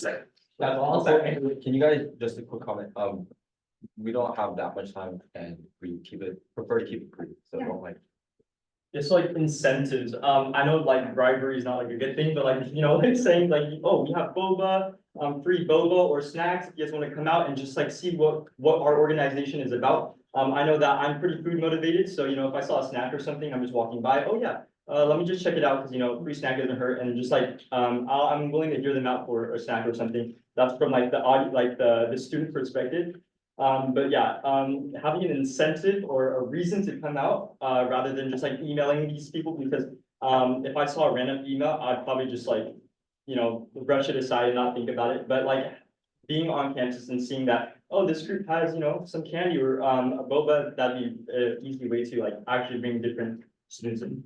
I think, when we, look at who actually shows up, it's the people who are involved with each other. And the only way to make sure like you show up or have people show up is you want to actually create bonds and friendships. Because really, we're all college students, a lot of us have jobs, we can afford a $5 boba, like, so we gotta ask ourselves, is it worth driving 15 minutes at the end to do an event? Because a lot of students are gonna say no. But then when you switch, turn the question around and ask, is it worth going to this event to support my friend because this friend of mine, who I care most about, or, are involved in the event? And then you're gonna ask yourself, yeah, you're gonna do that, right? So I think the best way to do, or the best way to go at it, is to actually go to clubs, create relationships, and tell your friends, hey, come support me, please. I'm really involved in this, and I would be really happy if you would come and support me. Since this is going to be the elected Senate for the starting of fall quarter of next year, I just like to add that a lot of students that come in the fall are usually the new students, and they're much excited about the events and organizations that are taking place. Like on Welcome Day, we have a great turnout of people, even for Club Day. And we're going to have a new Senate. So I think before promoting the events of DASG, we should promote DASG itself on campus, maybe hosting a get to know DASG event, and have all the senators of all the committees present there too, maybe a presentation of each respective committee presented by the senator themselves. And I think it would be a good way for all the students to not only know of the committees, the roles or responsibilities of interns, all that stuff, but also know who the senators are, who their student leaders are that they need to contact to. And a way to have like an incentive is necessary. And I think as students, yes, extracurriculars, everything is great, but everybody wants ways. I had an econ class and I went to an art workshop for the extra credit. So I think if it is happening during the academic year, the Get to Know DASG or Know Your Senators event, promote it to the professors and have them encourage their students to partake in it in exchange for extra credit. So yes, we are promoting events in social media and PR, but adding on to what Fatima said, we have a lot of new students come in.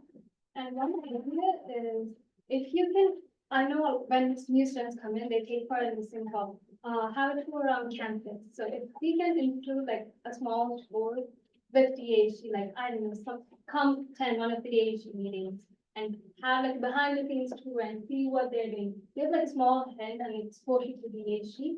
We'll have more people come in and thus we can promote more and let them know that, hey, things that, DASG is here and we are promoting that, we have things going on.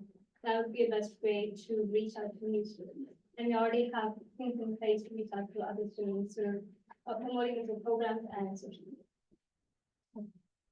I think we should do more of a marketing stunt in terms of going to a more populated place and using word of mouth to get our events out. I would say possibly going to cafeteria and actually having the centers go up to people and tell them about the events. I know it's a little jarring because not everyone wants to talk to people about events, but honestly, it's probably the best way because you're standing next to the person and they feel much more obligated to listen to you. And another thing I would add was I would say that each of the senators I would create a system where each of the senators would bring a certain amount of people. It creates an expectation, so the senators have like a guaranteed like expectation of who's gonna show up to the event. Yeah, so I don't think, many students, they're not aware of the existence of the DSG. I don't think they lack the motivation to participate, in the events. And, one way to, solve this is to raise the reputation of DSG.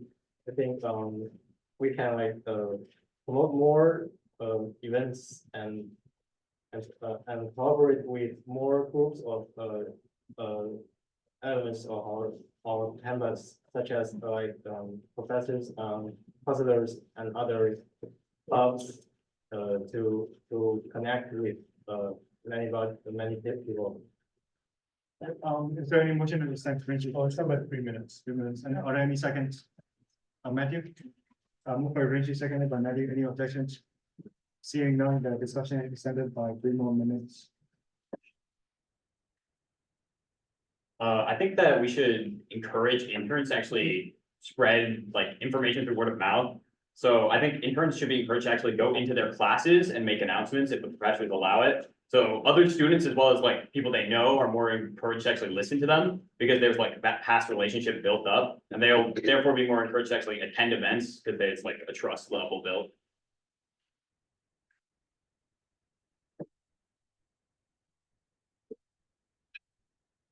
Any motions and Richie? I'll motion then. Any seconds? Adrian? Yeah, I second, but one quick thing, before y'all go, please restate your names. Alan Brad. You did like. Anthony, what's that? I'm Paul, then not Samuel. Gage Rodriguez. Fatima. Everyone, thank you so much for your time. Please give them a- Okay,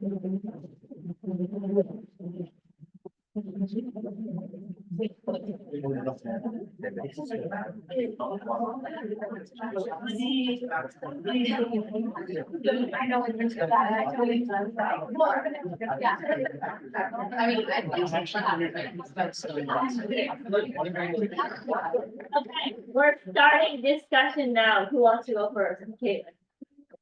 One thing I would like to say is that obviously all the interns have been great. One person that stands out dramatically to me is Fatima. She's been extremely proactive, and I know a lot of this job is going to each committee meeting. Please send in your marketing requests or checking in with everything. And she's been proactive in terms of creating events and just bringing new ideas. Bertie. I definitely second what Caitlin's saying. For me, honestly, I think it's really a toss-up between, for me, Kwa, Gage, Krishna, and Eden, at least for the second PR spot, because right now I'm like, a lot of them are interns and they are active. But I feel like Krishna put a lot of work, takes initiative a lot. But I also want to talk about Kwa, how he has minimal experience in the DSG format, but he still shows that he actually is a part of clubs and stuff and does have that understanding of public. Why is the really tall? Yeah. Gavin. So yeah, I just want to third on Fatima. I think that genuinely, like, as marketing committee, like Fatima has done so much for us and helped us out. And, I also want to second Hua. I am like friend from college, so I do have a little bias. So I told him before that I'm not gonna vote for him. And if I do want to, that I'll abstain. And so I don't want you guys to think that anything I'm saying is biased. He definitely did prepare well, and with the minimal amount of time that he committed to marketing, he's shown that he can be a good public relations officer. A lot of it is being personable and talking and reaching out to people, and I believe that he conveyed just that in a very moderate and also balanced manner, not doing too much, not doing too little.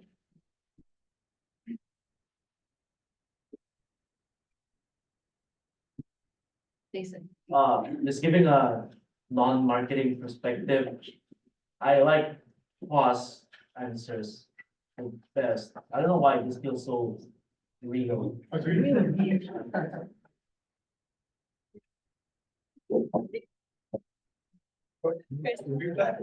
Okay, I definitely think that there were 4 out of the 8 candidates that really did stick out to me. It was Krishna, Fatima, Hua, and Krishna, Hua, Fatima, and Eden.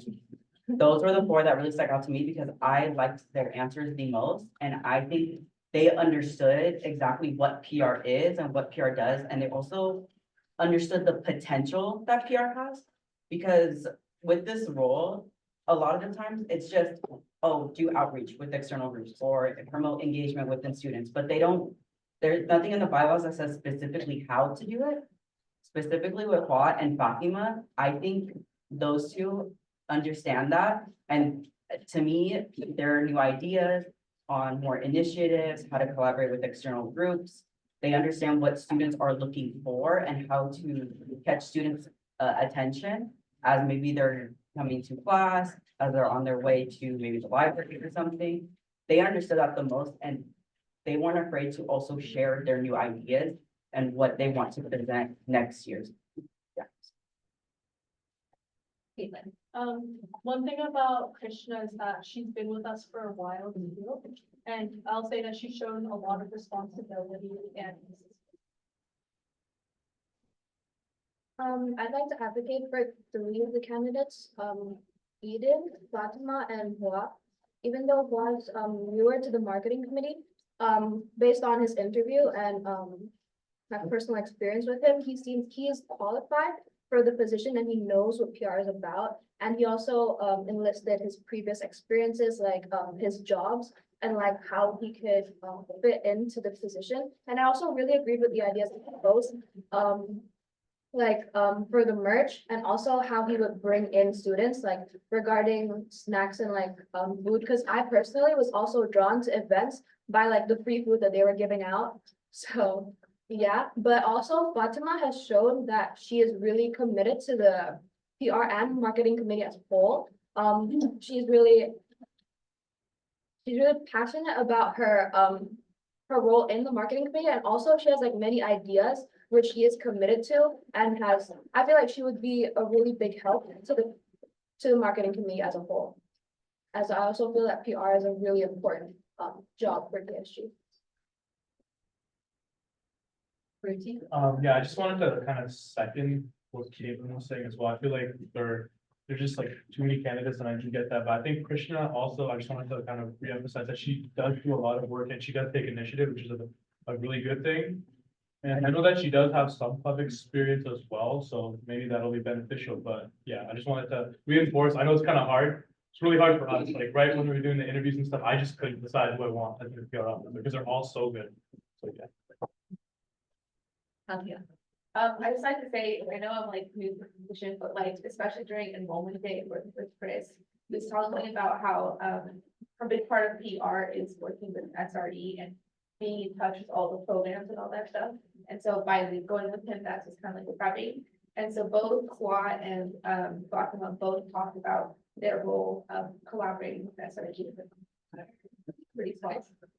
Yeah, I forgot to mention as well too, I can really vouch for Krishna and Fatima's contribution to marketing. They're the ones that are always asking me questions about PR, if there's anything new that we want to present. This quarter especially, I've been presenting a lot of new ideas for PR to do either this quarter or starting fall. They were the two that took the initiative and like, they were the ones that quickly jumped on board. They were the ones that were talking about what promotional items we could have.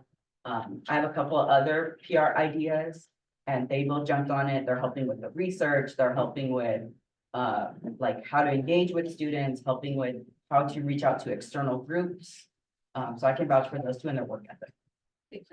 Would anyone else like to talk about any other things that you haven't mentioned?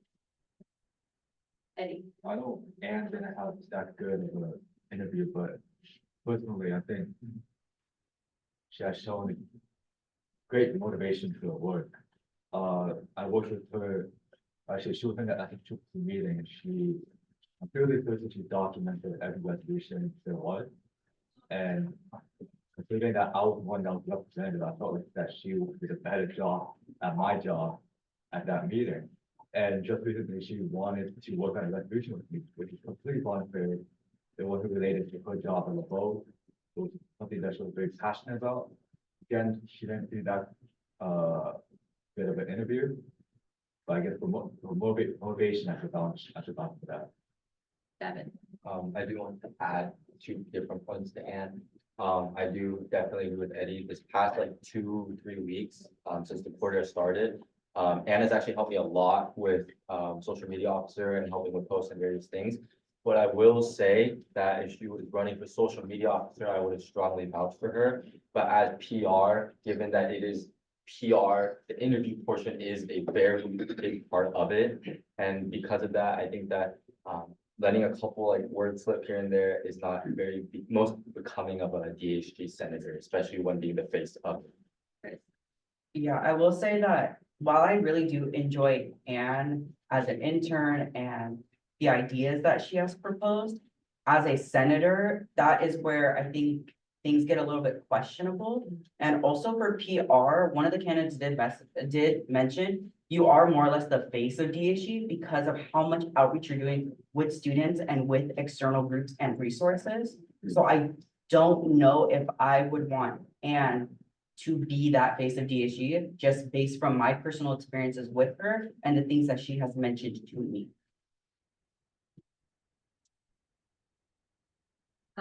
Last thing, just Gabe, 2 things stood out. One, he said, Gage.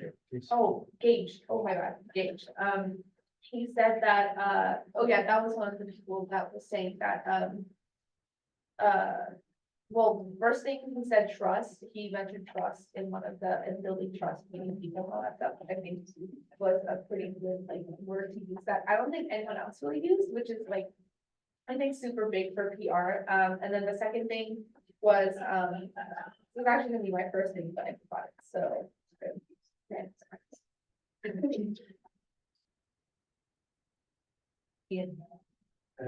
I think along with these, what I heard just now, like top 3-ish, other than like classical, kind of like Krishna, who the other two, like Eden and Paul. And so, does anyone have anything to say that kind of might like separate these 3 to help us kind of narrow down our division a little bit? Can I get a motion to extend? Virgie. I motion to extend by 5 minutes. I second. Moved by Virgie, seconded by Chandra, any questions being done? Javin. So to say that each 3 individuals, I think, it was Eden, Paul, and Krishna. Eden, I haven't worked a ton with, but in terms of Krishna also has been helping me out pretty well these past 2 weeks. But I will say that some of the posts that she's helped me with and given to me, I've had to edit, and I've like not liked them the most, but to be fair, that's social media, not PR. So I am thankful for her stepping up and showing initiative, but I do believe that there wasn't a ton of time put into it. So I think that that's a pro and con to weigh the balance. Very responsible and taking initiative, but not the greatest work ethic in terms of actual production. And then, yeah. I kind of disagree with, I think, what you said at the end. I don't think it speaks about her work ethic, maybe it's her work production. right? Because I feel like honestly, to be honest with you, I've been obviously senator since fall, and I think she joined sometime early winter. But I think her work ethic was one of the best things about her, because she's obviously not just been a consistent person, like attending the meetings, just sitting there, but actually following up with us and saying, hey, I want to do this. And she like always messages me. Sometimes I don't respond, my fault. But she always asks me questions about what she can do next, or what's the next project she can take. And it's not just about PR and social media, but it's anything marketing. I think that also deserves. So at the beginning of the meeting, I heard that it was more like Bois and Fatima, but now I'm not hearing Fatima's name very much anymore. So as the marketing senators and chair, what do y'all think? The consensus is that we are like very for that one. I think everyone's Two positions. here is like There's two pretty locked in on her. Yeah, there's two positions for, yeah, so Fatima's one where I would say for me, I'm pretty for sure on. Chris?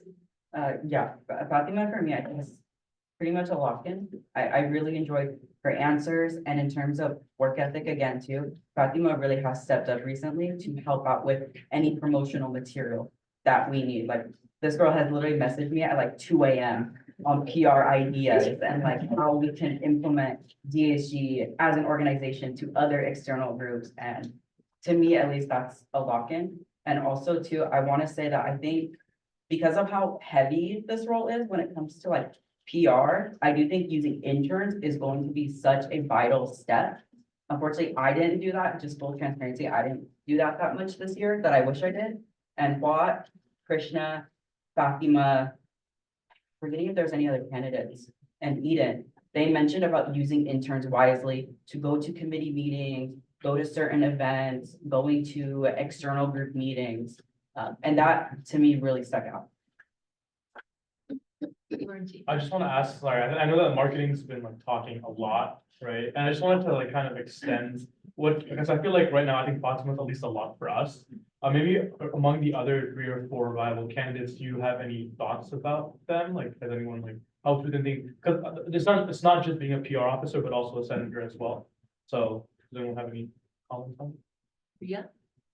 I think from a programs perspective, I really like Saw and Fatima's answer. Fatima really, I know you mentioned like the freebies, and that's something that programs really works on to get like students to come out to the events. I know Chris has also reached out to me to like help promote like office hours and stuff like that with like freebies. And you also like talked about like, student-centered products when you talked about like, what promotional items to be with. And then for Fatima, I really liked her answer about like the extra credit to get to know about DSG, and she also took initiative. She came out to our programs meeting a few weeks back, I believe, to present an idea to us about how we can get more students to know about DSG. She presented an idea about having like the incoming executives do like a little presentation or a meet and greet, and she presented it to the programs committee. And so it just showed like the initiative she had to kind of like tell students like what DSG is and reach out to the programs that we can use to work on that. I don't know, man, it's like, well. Why? When you hear this answer, it just feels terrorism. I feel the same way too about WAP, and I think the reason why too is because PR more or less, you do have to be very extroverted. You can't be like, you can't take no for an answer. You have to push yourself to actually engage with students, even if they just give you a flat out no. Because I've gotten that before where I'm promoting something for DSG. I've gotten students who have been like, no, I don't want that, but I've also gotten students that say yes. And it's because of that. I know Simon's up, so sorry, but yeah, you just have to be really extroverted, and I think Bob really did that well. I think Fatima more or less did that well within like just the interns that, or just the candidates that we're talking about now. Does anyone want to extend discussion? No, okay, moving on to the.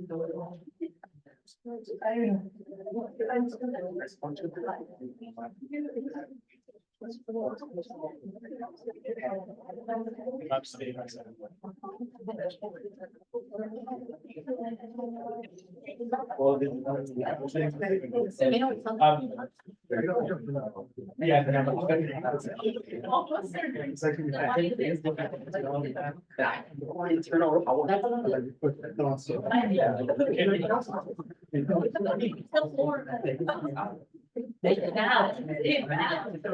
Wait, don't vote yet.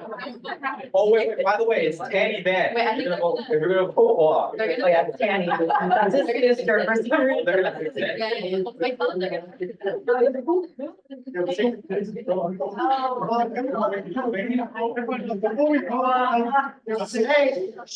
Okay, I guess I just would like to point out a clerical error on my part.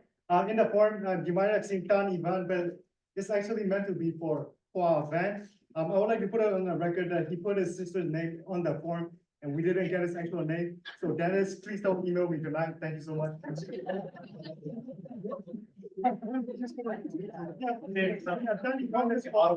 Thank you.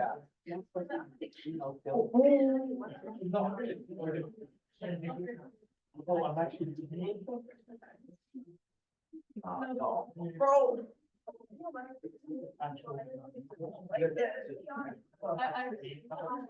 If you're done voting, please raise your hand.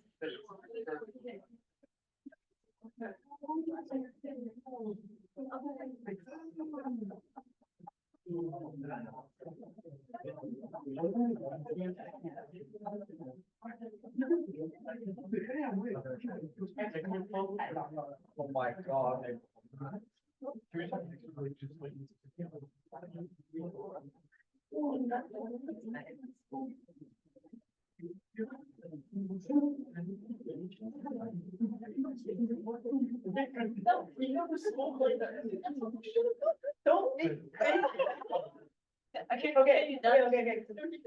Okay. Let's go.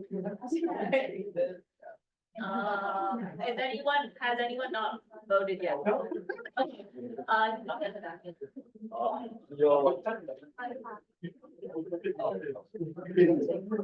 I can't. They're gonna come in over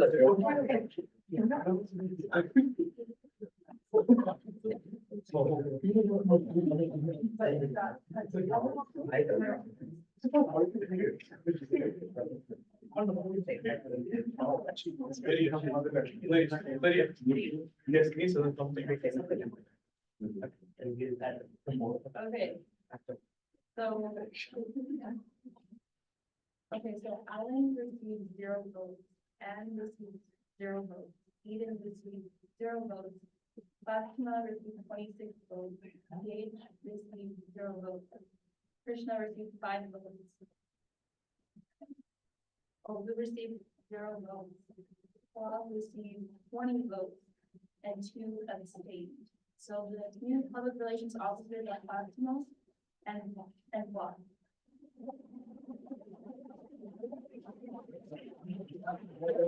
Okay, so the candidates, y'all did amazing. This was not easy by far. Please, please, please stay in marketing and please join marketing if you haven't, because clearly PR is gonna need help with interns. So please stay, thank you. Even if you weren't elected, I love you all, thank you. We love you. And just so you know, in the past, we've had people who have lost the elections and they moved all the way up, even up to president. So if you stay involved, there will be opportunities for you to stay. Also for the people that ran, marketing besides 2 PR and 2 social media officers also has like internal, like kind of elevated intern positions. So something to think about.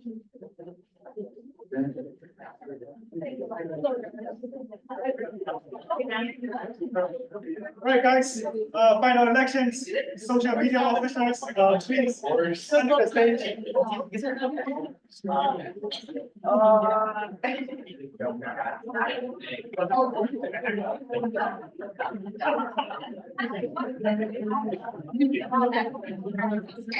We are starting social media officer now. So.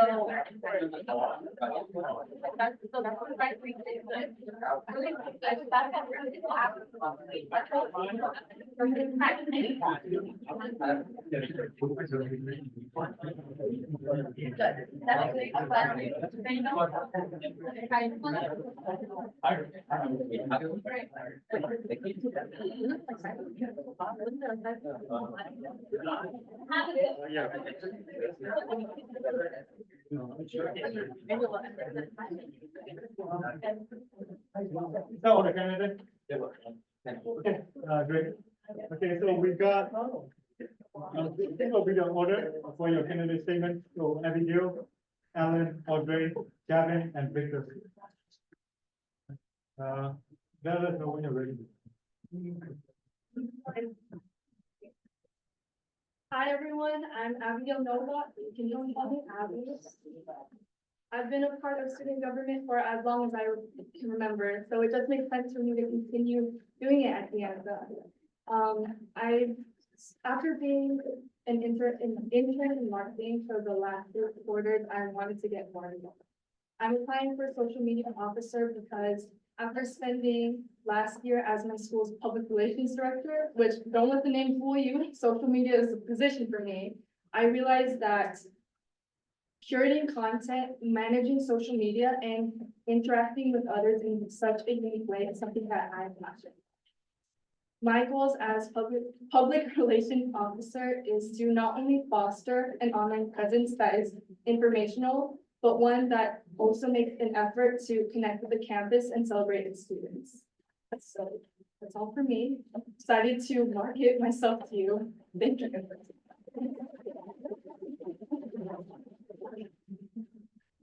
All right, hello, everybody. My name is Javin Koo, and I'm the current social media officer, midterm senator. I went through a long list of qualifications during general elections and during my midterm senator portion. I won't do that this time. But I believe that the time that I've spent as social media officer is ample enough, I guess, experience to show that I am qualified for this position.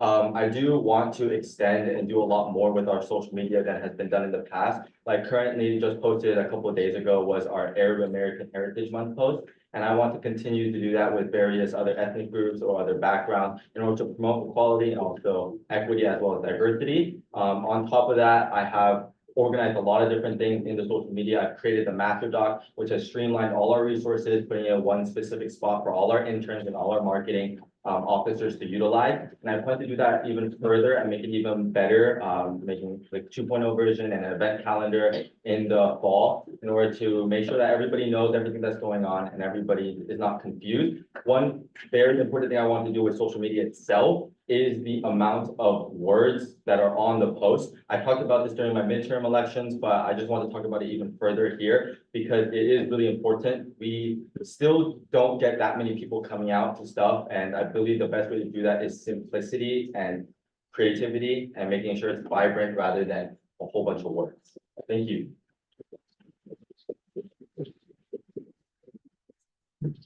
Hi guys, for those that don't know me, I'm Victor Pham. I'm a first year here at De Anza. I'm looking to become the next social media officer for the next year. So as someone who